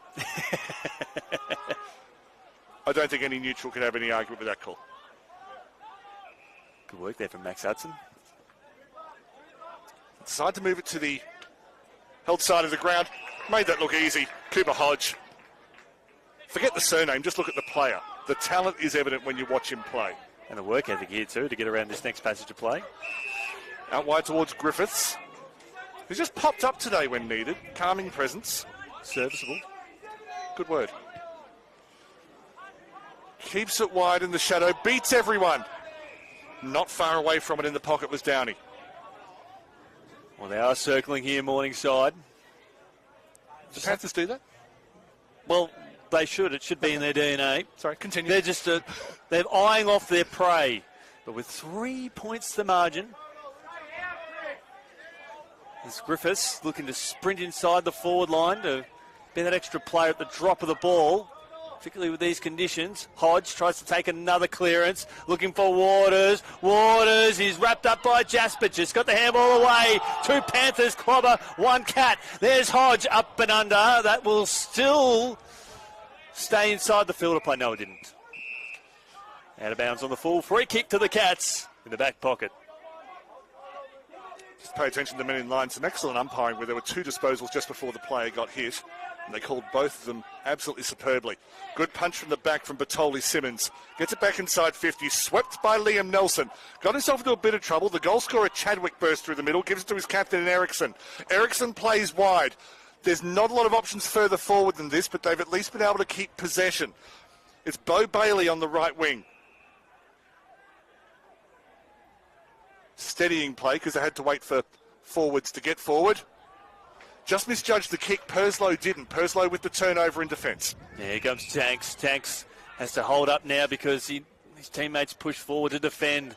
O'Neill is the only player inside the forward 50 for the Panthers, and Downey in a genuine one-on-one contest. Good use of the body there from Shaq. And he has to go back and have the set shot. You just called him O'Neill, didn't you? I did. Yeah. That's his name, isn't it? If he was a foot taller. I'm surprised he needs to be in the number 34, let's be fair. Then it'll cause all sorts of hiccups. McLeod. Shaq McLeod has already kicked a couple of points in this quarter. He needs to aim for that right-hand goal post. Aim for it really, really closely. And he misses to the near side. So that is 3 misses from Shaq, and it closes the gap back to 2 points. And I did highlight during the game, early in the game, Daniel, that with Shaq, he's one of those players that kick 3 or 4 goals really quickly, and he's had those 3 shots already in this quarter. The perfect forward line in Aussie rules side probably contains 4 very reliable forwards and 2 where you don't know if they're going to have a good day or a bad day, but it's worth waiting for their good days. Broadbeach playing through the middle, but it's very controlled. Just looking for options, giving themselves time to set up. Didn't go 15. Good call, good tackle from Zane Pearce. Making a name for himself in the middle. Worked through the middle. It was Tom Bennett who was able to get it forward. Over the top, the mark's taken by Cooper Hodge. Has the presence of mind to slow things down. Well, from an identical spot from when Cloud had a shot on goal earlier. But his last 5 minutes of play, his repeat efforts, ability to cover the ground, he's had that VFL experience. He's still got another 12 months to go as part of the under 18s program. But we're seeing here firsthand, Daniel, there's a lot to like. It's Cooper Hodge in a final. He likes it. The Panthers faithful like it. And another lead change in this enthralling elimination final at Jack Esplin Oval. Well, that is 6 lead changes across the game where we did see at one point a 21-point margin in favour of Morningside, and they ended up losing the lead in a staggering 30-point turnaround in the first term alone. But since then, the margin has hovered in single figures for the best part of 50 minutes of play. And the inside 50 entry, or at the very least the pass to Cooper Hodge, came from Tom Bennett. And it was calm as you like, just ended up with the ball, realised that the defence hadn't picked up on him, made a good decision quickly. He hasn't dominated this game, Tom Bennett. No player has, but there's just been a few times in the match where he's made the right decision at the right time. And Morningside, I don't have a points tally what it came from. It's at least 6 because he just set that one up. Yeah, well, and it's been his use of disposal under pressure as well, which is crucial because it's a high-octane, high-pressure game, as we're starting to see the pressure there from Frankie Raisin. No, I think he just... Every time you bounce the ball, you create a divot. He just hit one of his own divots. Which was right on the mark too. Reset here. Hodge, yet another hit out. Starting to seem like a broken record. Belted forward there by Hull. Bounced off Purslow, back to Cooper Hodge. Handball back in board, back to Hodge. Spent it before he had it. There's contact off the ball. Will be a free kick to Morningside. Yeah, after the handball from the player about to receive the free kick, he got a big old shove in the back, and now he has a big old free kick, that being Tristan Hobley. Hobley will have to go back to concede ground. They've got Lovick short. And now he has to run through the corridor. He finds Hobley. Left foot kick on that far side. Now Winton, if he can get the ball, he can go. He can get some great penetration on the kick. He elects to go by hand. Over the top towards Ryan Dad's. Corral towards the boundary line. Just needs to find a target. Doesn't. A chaos ball up towards high half forward. Broadbeach are away. Trying to link some passes over on the right side of defence. They haven't had any... Was that a throw from a distance? Umpires a lot closer than me. Batoli Simmons sweating on the player with the ball in Aiden Hare, who hasn't been able to get into the game in the last few minutes. Suddenly, Morningside are inside 50, and they'll have a boundary throw-in just to their right of the scoreboard. You just feel Broadbeach is starting to panic just a little bit. The pressure has just been turned up a bit from Morningside, albeit the fact that he's only 4 points the margin. Been a little while since they've strung together passes. They had that beautiful passage over here in the second quarter, and they've done that a couple of times in this quarter, but I think you're right. It hasn't looked as composed in the last 5 minutes or so. Well, since that goal from Chadwick after that stoppage, that spoil there from Max Hudson, a crucial moment in the game, thanks to TPIL lawyers. Running away with it is Archie Hill. Been impressive today. Had to go to a one-on-one contest, plenty of arms, and coming out the front is Adam Hull, who's had a good day. Pumped forward up the right-hand side, not really with any great intent. May fall fortuitously for the Cats. Horrible bounce just at the wrong moment. They've got a 2-on-1 to McKenzie. Wasn't able to get his legs and the ball in the right position at the right time. They'll end up with a boundary throw-in. And really, without ever having proper control of the ball, Broadbeach nearly turned that into magic. Quick around the ground, thanks to TPIL lawyers. Palm Beach Grumman plus 27 over Aspley. Redlands are coming back. It's Surfers by 18 points, and after a bit of a revival from Maroochydore, Labrador have kicked away. They lead that one by 38 points, so this is the close one. It's 4 points the margin thanks to TPIL lawyers as Bradenham's Windows and Doors bringing you this game also as Broadbeach pump the ball back inside the forward 50 to a one-on-one contest. Morningside with some numbers in the form of Nelson will see a stoppage. So pretty much written the other games off. Well, seeing some inspiration, but this is a genuine arm wrestle. 6 lead changes. Nelson couldn't quite trap it for the Cats. They look to try and clear the ball out across half back. The Panthers. Lockett on his opposite foot. Left foot kick up towards the top of the square. Stunning. The mark from Cooper Hines was good, but after this set shot, let's just wax lyrical about Jai Lockett, because the skill, the vision, the execution, I'm just saying coaching words at the moment, but everything you want to do in that moment, he did. Hard up on the boundary line too, under enormous pressure. So for the 7th lead change of the game, he whacks it into the post. Thumps it into the post, in fact. Nerves or wind? I mean, when I have nerves, I get wind, but the... what was the major contributing factor? Both.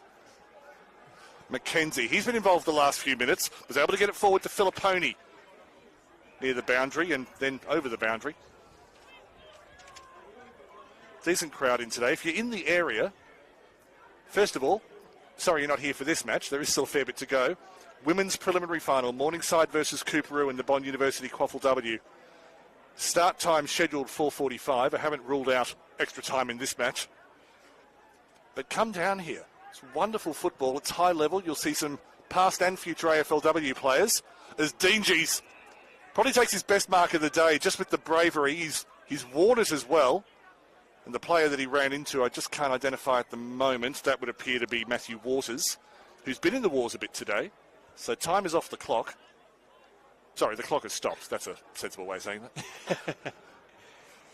Time off. There we go. For both teams, it'll just it's a genuine, physical, imposing battle at the moment. And Broadbeach have virtually everyone ahead of him at the moment. So just lob it up towards centre half forward. They need players to stand down for both sides for crumbing purposes. And we'll see a stoppage. So there's a big gap About 30 metres between this contest and that on the top of the goal square. As Hodge probably winning the clearances, it must be said. He tries to find Waters on that far side. And we'll see another stoppage. 3 points the margin. And we've only seen 3 goals kicked for the quarter. Of course, the other factor of the win today is it makes communication between the lines difficult as well. And I was just thinking the number of times, particularly Morningside, have had 2 players go for the same ball. Only just dawned on me, that's right, they're probably having trouble hearing each other. Because the wind blows right across your ears. Players over there, over the far side of the ground, I'm pointing, it doesn't look good visually. But players on the far side of the ground can't hear what's happening sort of even on the edge of the centre square on the commentary side of the ground. If the coach yells something from here at the players on the back oval can hear it. Yes. His own players can't. Yeah. This play just breaking down. It's intense football. A lot of sore bodies out there at the moment. Oh, by the time you get to late August, they're all sore bodies even before you start the match. And I think Morningside came into this game without a single player who'd played every game this year. Beautiful handball back to Horn. Trying to find a way inside 50. Broadbeach shut down a few avenues. Lands in the gap. Downey tried to snap it. Missed by about 120 degrees. The punch went in a very strange direction. Nearly went to Morningside's benefit. Broadbeach organised at the back. Able to get it towards the boundary. The push was bizarre. Morningside able to regain possession. Comes through Bennett's. Now they try up the right-hand side. Kick to Ericsson, not able to hold on. Some good sweeping behind him. That was possibly high contact, yeah. I don't know how the crowd's booing that. It was pretty clear. Oh, they're just bringing some atmosphere in this tight third term. Everyone is sitting on a knife's edge at the moment. Oh. Interesting kick through the corridor. I was talking about sitting on the knife edge. Oh, painful. Meanwhile, the Cats are looking to go coast to coast. There is a one-on-one at the top of the goal square. It's Jasper who's just going to watch this go through, but he's given away the free kick. He's given away the free kick. It will be to Morningside. That was Ivarak from 65. It went through. It cleared the contest too. We didn't need to make any body contact to Sammy Jasper. And, oh my goodness, what might have been. And now Morningside, the cross half back, will look to just take some sting out of this third term and wind down the clock. And just watching the video, I don't think Taylor Wason milked anything. I think it was just Jasper's error, unfortunately. As the errors continue in difficult conditions. These are quality players, 5th versus 8th, which I think says more about the difficult years that these teams have had rather than any drop in quality necessarily from Morningside winning the premiership and Broadbeach being the dominant club of the early part of this decade. Surfers Paradise just 13 points up over Redland Victoria Point after it was nearly 40 points of margin midway through that game. So you've got to stop talking down the other games, Chris, which of course are all available where you're watching. Good mark at the back, not at the front rather, taken by Cameron Reeves. I suspect he's kicking into the wind. Indecisive, but he's got a chance now. Cameron Reeves digs over the top, beautifully weighted kick onto the chest of Oscar Tanks. That was well-weighted kick as well.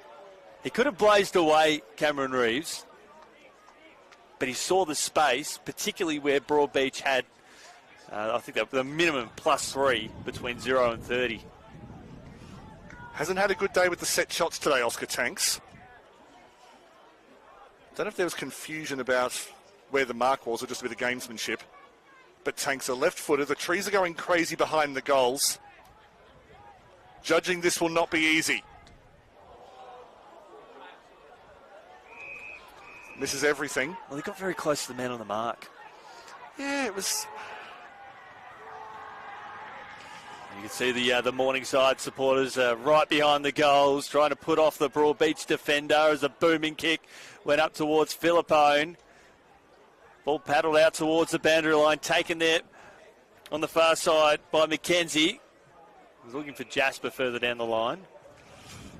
Now, I don't want to crucify the kid, but last time Tanks missed a set shot, it turned into a Broadbeach goal within 60 seconds. Mind you, the ball didn't go out of bounds in that time. Well, Broadbeach will be hoping to capitalise on this because they have been able to convert from kick-ins, from misses from Morningside this afternoon. You've got Harry, you've got Daniel, you've got Chris, and Bradnam's Windows and Doors and TPIL Lawyers bringing you this coverage right around the country on AFL Queensland YouTube. As the turnover results in Mackenzie, just seeing the ball out of bounds, the 220s will go toe-to-toe. We'll see a throw-in, almost dead set centre wing on the far side of the ground, 27 minutes gone here in the third term. I do like the energy of Harry Mackenzie. Not a kid anymore, 24 years old. He's been around a while. Carries a bit of responsibility in this side. He's a kid compared to us, mate. That's not really a relevant point. Hodge went for the tap, worked in the end. Moonball comes up from Hodge, Cooper Hodge. Dropped under pressure from Chadwick. Got a good handball away, taken by Archie Hill through the middle. Further through the middle to Speedy. Inside 50. The mark dropped by Filipponi coming across from goal. They get it goal side, the Cats, but unable to get possession. They get something that looks like it now. Whacked through. I think he'll argue that he was under pressure and has been called a behind. No argument from the umpiring fraternity. 2 points, the margin. Imagine what it'd be like if we were at the 28-minute mark of the final term and we had a similar sort of scoreline. That's where on the Instagram video we do a time lapse and then we are at the 28-minute mark and there's that kind of scoreline. It's more likely than not. Exactly. We've got the DeLorean, we've gone into the future, and we've seen that we're going to get this will go down to the final moments in the final term as Waters just trying to take some time off the clock, as Daniel's highlighted. He's been going through the wars in this term. There's Horn. That's going to be 50. Yep. First one of the day. And Chadwick will try and plead his case, but the umpire will have nothing of it, and rightfully so. And even Aiden Hare's dicing with danger by running across the path of Horn. He's able to lower the eyes. Just looking at the option at the top of the square, that is going to be ignored because Broadbeach have got some numbers back. It's hobbling. Shaq now will offer the lead. Almost were able to bring the ball to ground, and Broadbeach under siege. Cheeky handball there from Butler. And now the Cats are off and running. Beautiful work from Ericsson in defence to turn defence into attack. And then what ended up being a perfectly weighted kick. The counter-attack is on. Socket ahead. That's Maxie Hudson. Only one player in defence that's come back towards Max Nelson. They'll keep it wide. That ball dropped. The wind is playing havoc. I can't tell you which way it's blowing. Lovig. Inside kick to the stationary target. And then Nelson, the two number 9s collided and they nearly made their own 18. Play's been allowed to continue. Lovig goes inside 50. The mark is dropped and they nearly were able to turn it into gold as Hill is able to clear. It's all just a few moments of what ifs at the moment. Now we're going to see a ball up or a mark being awarded on that far side. So the umpire had called for a stop of play, but he's awarded the mark to Broadbeach on that far side. Just to thread the eye of the needle, still inside the field of play. Momentarily, Morningside will see it out of bounds. Just with the nature of this quarter, it's just gone 30 minutes. Maybe the siren's about to go, but I equally wouldn't be surprised if this being the longest quarter, simply because it's been more stop-start. Particularly with stoppage fest on that far side of the ground. Still 3 goals separating Surfers and Redland Victoria Point. Matt Hamilman has kicked 3 goals to open the game up over there as Hodge with a left foot kick pushes the ball along the boundary line back towards Hodge. And Daniel, that is 3/4 time. Morningside lead by just 2. In that quarter, it was goals to Pearce and Cooper Hodge for Morningside. Chadwick, the only goal scorer for Broadbeach. Morningside, 8-10-58. Broadbeach, 8-8-56. 3/4 time at Jack Esplin Oval.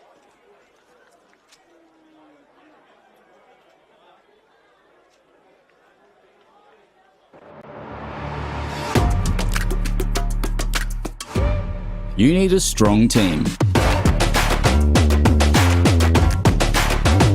At TPIL Lawyers, we rise above the pack. When it comes to your total and permanent disability and compensation claims, choose TPIL, the personal injury lawyers. Kicking goals for Queenslanders since 1983.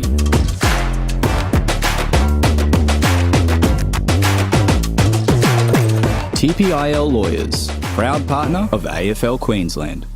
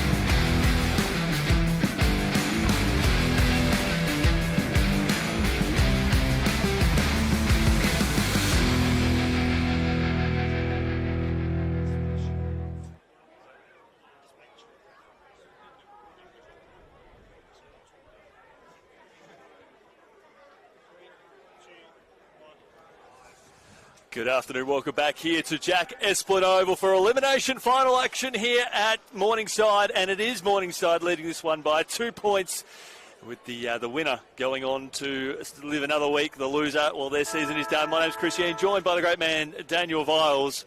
This is just gut-wrenching stuff from both teams here. It's what you expect of two equally balanced teams in challenging conditions. And it's the dream. You hate to be a footy fan of either side as a caller. Look, we're loving it because there's no way we have any idea how this one's going to unfold. It's a wonderful mystery. The quality is high given the conditions. Having said that, most of the scoring opportunities today have come from handling errors most of the time. And we saw Chadwick's goal where he swept on one of those. Even with Cooper Hodges' goal, that came from a defensive handling error just outside the 50. And then Morningside were able to turn that into a set shot. Thankfully, it hasn't turned into just a battle for territory, but I think both sides have taken the hold your nerve approach. Don't go for glory. Maybe if a side's 12 points down with 2 minutes to go, then of course you have to try for the miracle play. But as far as they can, I think both sides are trying to maintain a very structured game. They go wide when it goes that way naturally, but they're not trying to use the whole width of the field. I am surprised that teams haven't come over the sheltered side of the field a lot more and tried to put a few accurate kicks together which are less affected by the wind. That surprised me a little bit. Maybe the conditions aren't as calm down there as I would expect them to be. If the margin is, if we're down to the final minute or two and a team is 2 points up, 2 points down, either side, who do you think would be more comfortable and measured and do enough to create a match-winning goal in that situation there? Because for me, I think it's Broadbeach. I think they've just got a little bit more discipline and efficiency with their disposal. Well, also been there, done that. But when you got someone like Liam Nelson in the side, like he was, as soon as you were asking that question, my eye was somehow drawn to his name on the sheet in front of me. I thought, well, he's the player who might orchestrate something. 1 quarter to go, perhaps. Of course, there could be extra time. It's not out of the question. But we are watching a wonderful late August classic, a September match in August, if you will. Bit of barging in the first contest. So Broadbeach get the free kick. They're able to go forward through Aidan Hare, who's had a lot of good moments in this match. Good defence by Dwyer at the right back pocket. Ball's back to Broadbeach just outside the 50. Cut off by Cooper Hodge, who has grown into this game enormously. Plenty of forward pressure acts, not able to maintain possession. Broadbeach go deep. And the mark is taken by Perslow. For one moment I thought he bobbled it, but the confidence is coming back. Yeah, well, I think he could be somewhat a contender for a TPIL Lawyers player of the match too. It's the way he stepped up, although the kick, well measured. No, it was touched, in fact, by Mr. Gilmore. And that's going to be penalised for holding the ball. Insufficient intent, I feel. Absolutely. And now Ryan Gilmore inside the forward 50.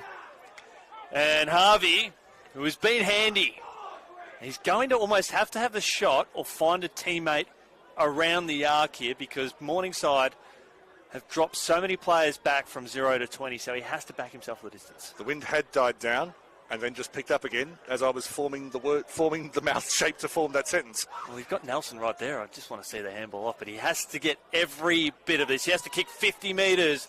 It'll just fall short. Morningside, you can see that defence. They've been able to smash that 30 metres out, but it'll land in the arms there of a Broadbeach player. They've got a chance here, the other Cats. But, of course, the extra numbers back in defence for the Panthers will see a stoppage. Well, it was Hodge with the massive punch, Hodge of the Brad variety. He's been doing that sort of thing all day. Good roving. The kick towards the goal didn't come off the right part of the boot. Couple of things went wrong. Perslow pounced. Gets this out 50. He'd like to connect. Spins away from Dinges. Out of bounds. Desperation. There is so much pressure right across this ground at the moment. 2 points, everyone is feeling it. And the crowd, they're feeling it too. They're going to be riding all the bumps over the next 30 minutes of play. It's a good ground for spectators to get nice up and close to the players. No, nothing dangerous, but they can get close. Morningside just moving it away. Nelson hits the deck. Liam Nelson. Play breaks down. They're all one-on-ones around the ground as well at this point. Brad Hodge is looking more like commentator's curse, he's just given away a free. I was about to say he's looking more like a man among boys the longer this game goes on. First mistake is probably made for the day too in game 100. Moving inside 50, important moment for Broadbeach. The target was obvious, it just swung away. Not able to escape the tackle, reeled it in, that should just be a ball up. As hitting the deck was Bo Bailey. Quick around the ground, thanks to TPIL Lawyers. Palm Beach Currumbin 76 lead Aspley 47 by 29 points. Surfers Paradise 10 points at three-quarter time against Redland Victoria Point. Matt Hamilton shot after the siren just missed, and Labrador 85 lead by 45 over Maroochydore as Hodge nudges his man underneath the ball, thumps it 50 metres further down the field. Broadbeach will settle. This is their chance to roll through the corridor, and that they do through Ericsson. Has to get going quickly, maybe even bring it out towards the commentary side to Mackenzie. Interesting that he took that long. Maybe the idea is not to bring it out to this side for whatever reason. Well, Mackenzie's still on here on the commentary wing. Threads the eye of the needle, finds Butler. A 45 kick to the 45. Beautifully done. The kick was ill-directed, and the big man Dwyer just shrugs off the would-be tackler and pumps it long and falls short, and Broadbeach will settle across half-back. They needed a steadying mark, and it was provided by the very impressive Gilmore. Mark played Dinges, was able to come down with it, keeps it wide, was looking for the run of Matt Harvey. Finds space where he thought maybe he wouldn't have any. Just hit the deck in front of Jasper. Might be enough for the turnover. Morningside have not yet made it count. Wason will hand the ball back. It wasn't. The free kick was behind. Roberts looking. The free kick goes to Chadwick. Still 2 points the difference. Touched over the line. Boundary throw in. You get the sense that maybe this is turning into a territorial battle, which is less of a spectacle. But there's a place in a semi-final up for grabs. It certainly is. Just seeing Morningside, they're getting some extra numbers back. Dwyer's sitting effectively as the goalkeeper at the edge of the goal square. And Hodge will get front position again, wins the ball out, but it's taken there by Broadbeach, who will thump the ball up towards the corridor. That is wonderfully placed. Ivarak. And Ivarak, he found space where there was none, Daniel. I think he read the ball drop early, realised it had just come off the top of the boot, ran into the space, and possibly had faith as well that there were players behind him just in case he'd misjudged it.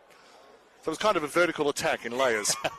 Just coined that. Well, this is for the 8th lead change, but they are 1-4 from set shots in the second half.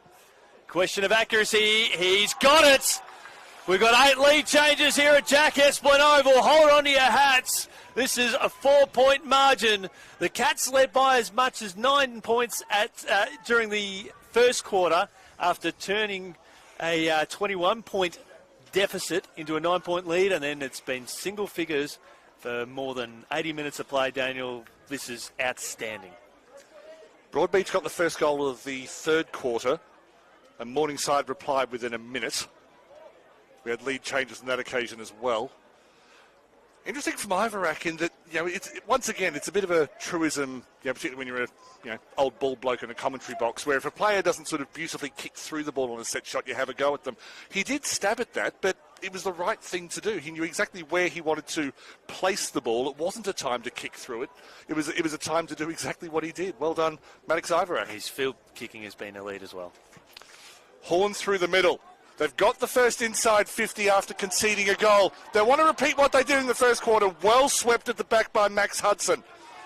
Didn't go wide. He went high instead. Plenty of arms around the contest. Spectacular tackle, was just slipped off. It'll be Chadwick who runs away with it. And suddenly they're on the move, the Cats, coming out wide. In fact, they choose not to come out wide. Going inside 50 to the one-on-one. The mark just dropped. Was that Perslow at the back? Might have been Winton. Thank you. Wason kicks it away, taken by Butler. So Butler inside the forward 50, just lobs it up. The Cats have actually got a 3-on-1 here. Comes off the back there of Philippone. Handball back inboard from Hines. He's caught in multiple minds. Hodge of the Cooper variety. Kicks the ball around the body on the bounce. Just gets plenty of territory. The young Panther, out to a 2-on-1 that becomes a 2-on-2. The Panthers still have the ball on that far side. They've got only one player inside the forward 50, slipping over the crucial stage, holding the ball. Free kick to Broadbeach on the outer wing. Unlucky for Darcy Cameron-Reeves. And they're 4 points down at the moment, but if Morningside win this, I think the best on ground will be Hodge. if you know what I mean. Yeah, exactly. Well, I mean, both of them have played well today. That's my fair. point. Settling. Time is now, like, they're not shutting up shop, don't get me wrong, but time is on the Cats' side. The handball inside from McNaughton. Just missed the teammate coming through on the outside, but they found a way to go inside 50. Yeah, one of them. Spectacular mark. What just happened to my mouth? It doesn't matter. The cramp has set in. And given the pressure in this game, Zane Pearce, he's a big chance to kick this one. Sorry, Zane. That was spectacular, Mark. Oh, goes inside. The shot comes in. It was low. It was deliberately low. Downey trying to find space. Couldn't find space. Brought to ground. And the work from Adrian Speedy was desperate and successful. And there will be a stoppage. quick around the ground thanks to TPIL Lawyers. Surfers Paradise lead Redland Victoria Point by just 4 points after being around about 40 points up during the second term. And of course, while don't leave us, and Christian will keep giving you the scores from around the grounds, but if you don't already have the Play HQ app, you can get that and all the scores happening live in your hand.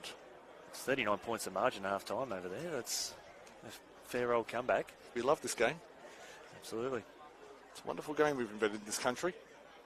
Brad Hodge tried to get it inside to Horn. It was knocked down. A lot of 1%ers at the moment. That was Jez Butler who tried to get his hand to the ball. He's grown into this game. Morningside finding a way forward. The passes aren't quite connecting. In fact, I think we had about 5 ineffective disposals in a row across the two sides. Which is a nice segue into iSports, whose stats from this game will be sometimes Sunday, sometimes Monday, but you can go back and see the stats count for all the matches in this comp and the women's comp. No way through. Broadbeach doing enough defence in front of the old scoreboard in the corner. Ball up. Well, with 8 lead changes, the Panthers are eyeing off a 9th. The ball has been bottled in their forward half of the ground for the past few minutes. It is as brutal and as intense as you expect of a elimination final as Butler, he's stripped of it. The Panthers, that might have been from Danny, tried to work his way through. And we will see another stoppage. So every player is within around about 70 metres of the ball. So all 36 players within 70 metres of the ball at the moment. No one in the forward half as it's a left foot shot, an up and under kick. Morningside, they're looking for someone who's got the bravery to take the mark. Horn. Handball was turned over. Ricochets there from Broadbeach. It's hardly anyone to the right of your screen as Griffiths with an up and under kick up towards centre half forward. Just need to bring it to ground and Winton just hacks it inside the forward 50. Chance here for the other Cats and they're off and running. Davey Levchuk sweeping at the back. There are about 3 or 4 times in that passage of play where clean hands for Broadbeach just eluded them. They made the first interception and weren't able to make it count. Eventually they made about the 5th one count. And Davey Levchuk has some toe about him. 4 points the margin in favour of the Cats. The bottom team to qualify for this final series. It just shows how good this top 8 is this year, isn't it, when they're playing as well as they are.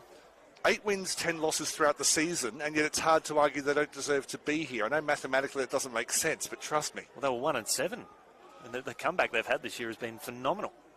Yeah, 7-4 under Lewis Kyoto. It's been a much more successful team after they ratified the Kyoto Protocol. And a good mark taken at centre half forward. That was by Hodge. The shot came in for a long way back. That is a magic moment. That is magic in the elimination final at Jack Esplin Oval. Oh, Lovick, you've got to love it. He found himself in some space, ran to 55. And see here, just ran closer to 48, pulled the trigger and sent it through. And he knew as soon as the moment it left the boot that it was going straight through for a goal. That's 8 lead changes in this pulsating game, pulsating elimination final, Daniel. This is just phenomenal. Cooper Hodge took the ball in the middle. He was going back for the set shot clearly. Saw Cam Lovick on the burst. 5th goal of the year, which is about par for him.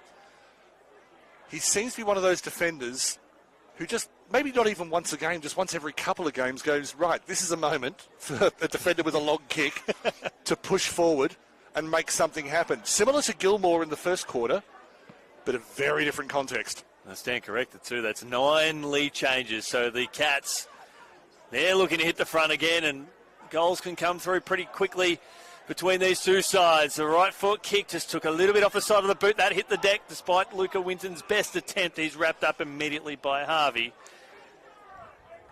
And we'll see a stoppage in the corridor. 5-on-5 to the right of screen. Looking for Jai Lockhart, or Lockett I should say. There's Nelson.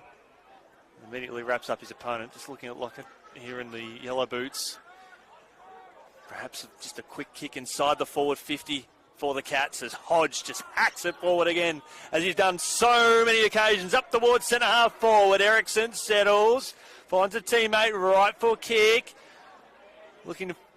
It's picked up here by Griffiths, and it's a strong mark by the Panthers.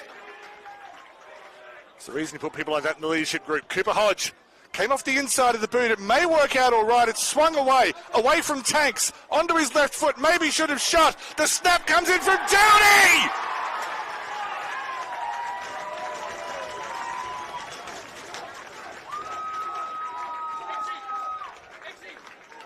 That was outstanding. Absolutely outstanding. And Downey using his big frame and size to advantage.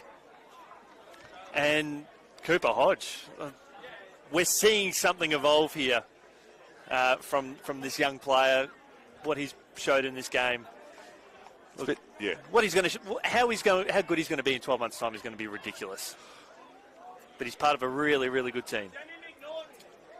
I'm going to resist the urge to write his future for him, which is, again, a trap that a lot of people can fall into. Let's just appreciate what he's doing today. It's a senior final. A senior final. He's done it at junior level. Yeah. This is a senior final, and he's turning it on. Absolutely. He's doing things that seasoned veterans do, as Hodge just pumps the ball back inside the forward 50 again. Lovely work here from the Cats defence, as they've been doing so on so many occasions. They've got some extra numbers around this contest. Griffiths wrapped up immediately, just got the handball out to Pearce. It's pumped forward there by Hodge. 15 love. That's on the well, the US Open's on at the moment, as the Cats will look to clear across half back. They'll keep the ball inside the field of play. Right foot kick. They need the next one. They're not going to get it. It's a mark here across half back to Maxi Nelson. I suppose the question for Broadbeach, they've upped their intensity, but why did they wait? Going away, it's Pearce. Zach Pearce has had an outstanding day. It's fading to the right. Even if he'd scored that, I still wouldn't call this game. There's been too many twists. In the first quarter, Broadbeach scored 4 goals in 8 minutes. I realise they're a bit more tired now, but we've all seen this story before. And the scoring end is effectively to the right hand of your dial, the right hand of your screen, I should say. Is mark has been taken there by the Panthers. They'll pump the ball back inside the forward 50. There's Shaq. He's had his moments. First defensive error Dingy's made today, and in fact, I'm not even sure it was his error, because I'm not sure that that's his player. No, he had to go and cover for a teammate. But Shaq, he's had some opportunities in this second half. But this one here, he'll aim for that left-hand goal post, and he misses the lot. Out of bounds on the full. That's their second out of bounds on the full from set shot today. 9 points the margin. I think 50 metres out on the right-hand boundary on a windy day is probably the most forgivable out on the full. And he's a player that can kick those goals too. It's his box office. He nearly took a hanger in that third turn, put the crowd to its feet. Decent crowd. To be fair, they have sort of drifted in and out of this game. Maybe not quite appreciating just how difficult things are. A lot of attempts at punches, some of them just hitting air. Horn was underneath it, comes away with it. Superb work from Horn until the kick was dropped in flight by Bailey. Not everything's gone Bailey's way today, but he's never dropped his head, kept himself in the game. I like his attitude by Bailey. got some great maturity, quick around the grounds. Thanks to TPIL Lawyers, Palm Beach, Currumbin, 35-point leaders over Aspley. Still 6 points the margin between Surfers and Redlands. And Labrador 35 up against Maroochydore as Purslow clears the ball, looking for Waters. Waters nudged fairly, no, illegally, said the official. And he'll have perhaps have a shot on goal from a long way out. Similar position to where Shaq O'Neill had a shot. McLeod, I should say, had a shot on goal. Goes, fetches the ball himself.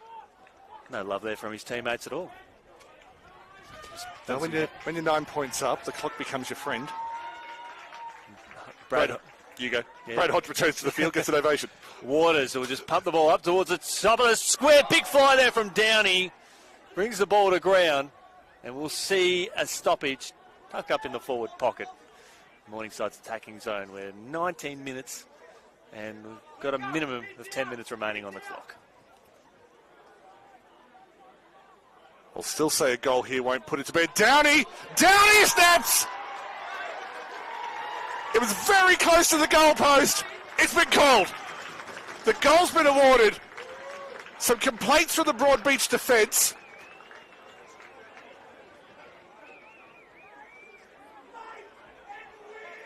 The goal stands.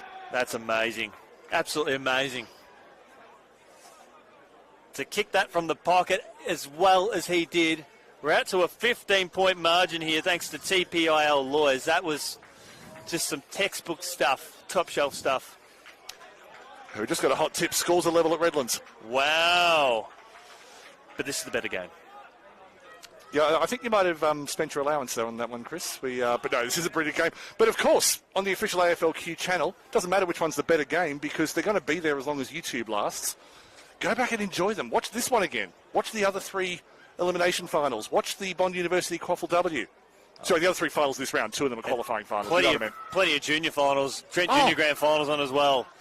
It's YouTube is absolutely stacked today as Brad Hodge wins the ball to ground, taken there by Ericsson. Everything has to go right here for the Cats, and they can do it. They've got the cattle. They just need the composure.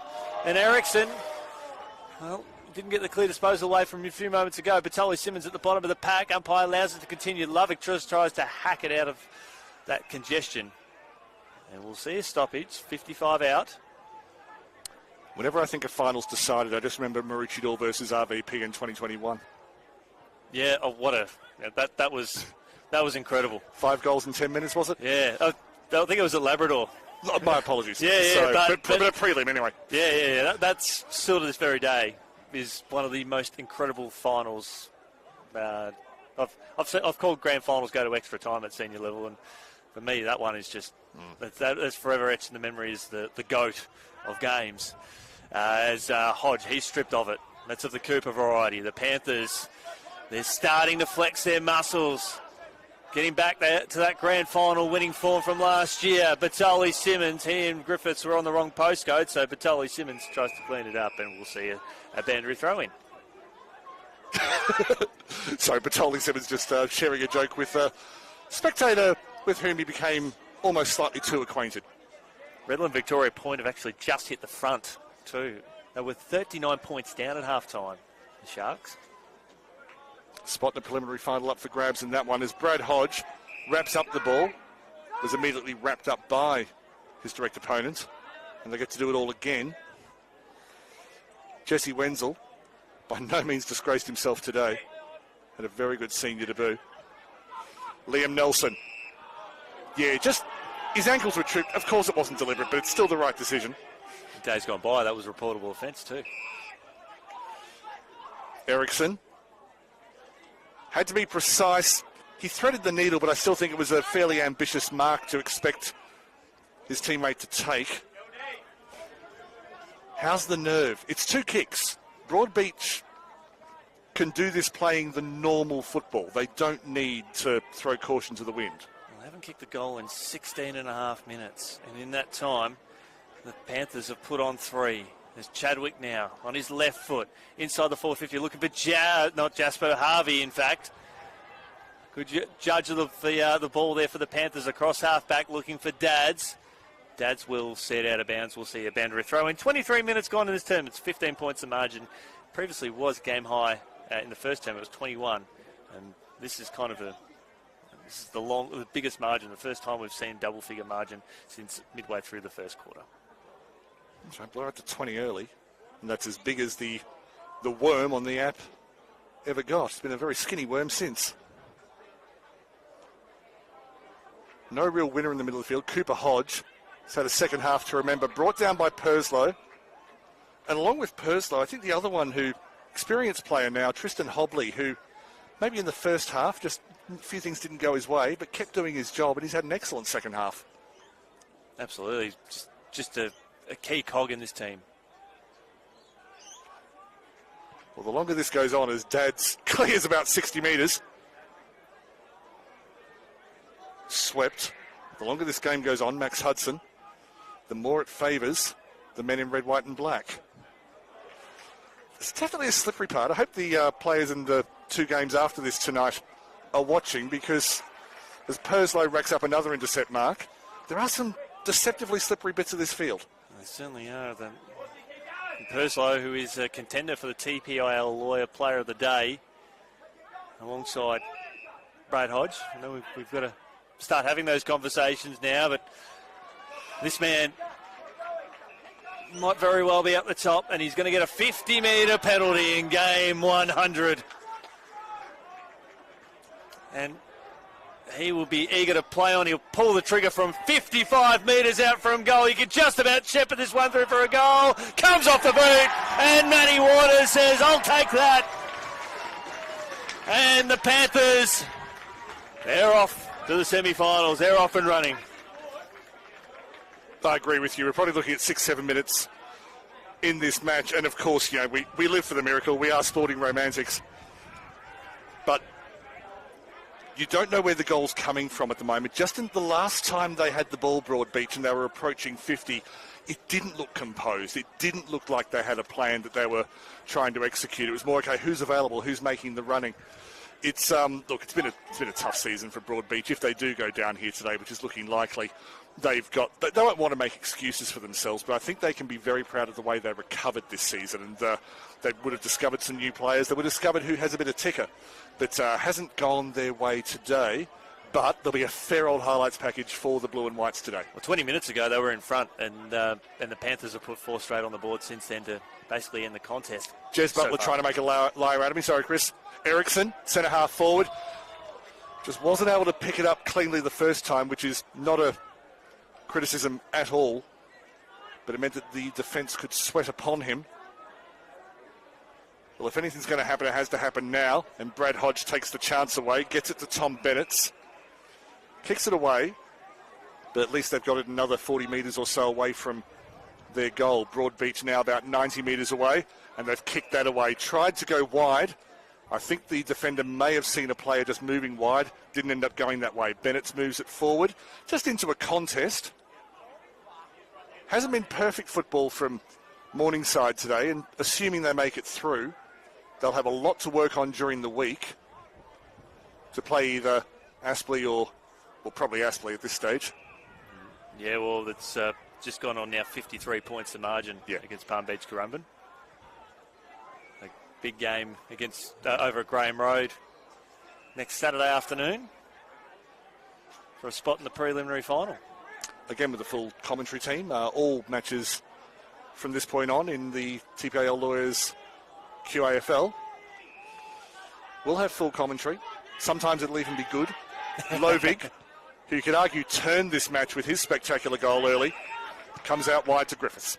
Griffiths gets the ball down the line, looking for Tanks on his favoured left foot. Gets one down the field, you'd think. Doesn't matter, it was a mark. To Waters, he'll play on now. He sees a vacant goal square. He pulls the trigger. It's straightening. Oh, yes! 4 of the best for Matty Waters. And the reigning champs, they will kick on for another week. Two good passes. It's all it took. Oscar Tanks showed he's got his confidence back. Maybe it took his team to take the lead to do that. When Downey scored his goal before and Tanks who's had a bad day on the boot in front of goal, declined to take the shot, gave it to Downey. He was able to finish it off. On that time, he saw Matt Waters and thought, no, that's my best option. Very precise kick. Waters, well, you've got the luxury of going for glory when you're that far in front. 27 points the lead now. It doesn't reflect the game. And, we're talking about best on-ground players because we know we're into the final moments of this one. But the TPIL Lawyers Player of the Day, as adjudicated by us, the young Bradley Hodge in game 100. Be interested to see how his next 100 goes too, Daniel. And yes, there's a bit of romance to getting best on ground in your 100th game, but I can assure you, Chris and I, we are romantics in that sense, but that came out weird. But, it just wrapped up his Matthew Waters. They determined not to see him get a fifth. But his play today, and particularly in this fourth quarter, and his first three quarters were excellent, but every time Broadbeach looked like getting away, he would get a hit out to advantage, and suddenly Morningside were on the front foot again. Broadbeach looking to finish it off well. They've kicked the ball away to Luca Winton, another one who's grown into this match. It goes out wide to Batoli Simmons, who has had a very safe and secure match. He's been a key player today for the Panthers. Alongside Zane Pearce as well, who has grown into this game also. And Tom Bennett, Daniel, you've highlighted, and rightfully so. He's just under pressure has been fantastic for the Panthers. As Dads finds a target. Has Tommy Griffiths out here on this commentary wing, who has an eternity to mark. And Tanks has just come onto the ground, so you'll find him here, metres in the clear. He could just about run to 50 and put it to the top of the goal square. And that he does. Up to the corridor. They're running full steam here, the Panthers. Pearce is circling again, watch out. He's wrapped up immediately, and fairly so, according to the official, and we'll see another stoppage. Part of me wants to see the Cats get a couple of late ones just to make the score look like the game, if that makes any sense. It's not a 27-point margin. No, not at all. Shot comes out of the pack. Across the face. That would have been something. I think it was Sam McNaughton. I think I just saw a number 9 flash across my eyes as kicked while he was falling. Minor score. 28-point margin here, as we've highlighted for the Broadbeach were in front. In fact, it was our man, Brad Hodge. He nearly put his own full stop on the game. Good defensive mark taken by Ivarak. Attacking mark, rather. And it bouncing up towards the top of the square. Wason arches the back against Jasper. Left foot kick, shows a bit of poise and gets it out to Nelson. There's still more in this one. He's like, no. We're slowing down here. He thought about going to Kai Purslow, who his turnaround from the first quarter has been nothing short of sensational. And when the pressure was on that Broadbeach attack, they were certainly hounding him down, and they're under a fair bit of pressure here, so the 242s will combine. It's the Morningside that will win. Tanks, and now the Panthers are away. They've changed the pace of their attack very cleverly today, Morningside. They kicked it away on that occasion. Towards the 50, towards 3 Panthers. Purslow hunted by Filipponi, but it's Morningside with a spectacular fourth quarter who will advance to the semi-finals of the TPIL Lawyers QAFL. And there's still going to be a kick after the siren, which will fall to a vacant goal square. So this score is going to count if it bounces through. And Broadbeach, they've got a consolation goal. It's Filipponi who scored. So the 22-point margin, a marvellous win for Morningside.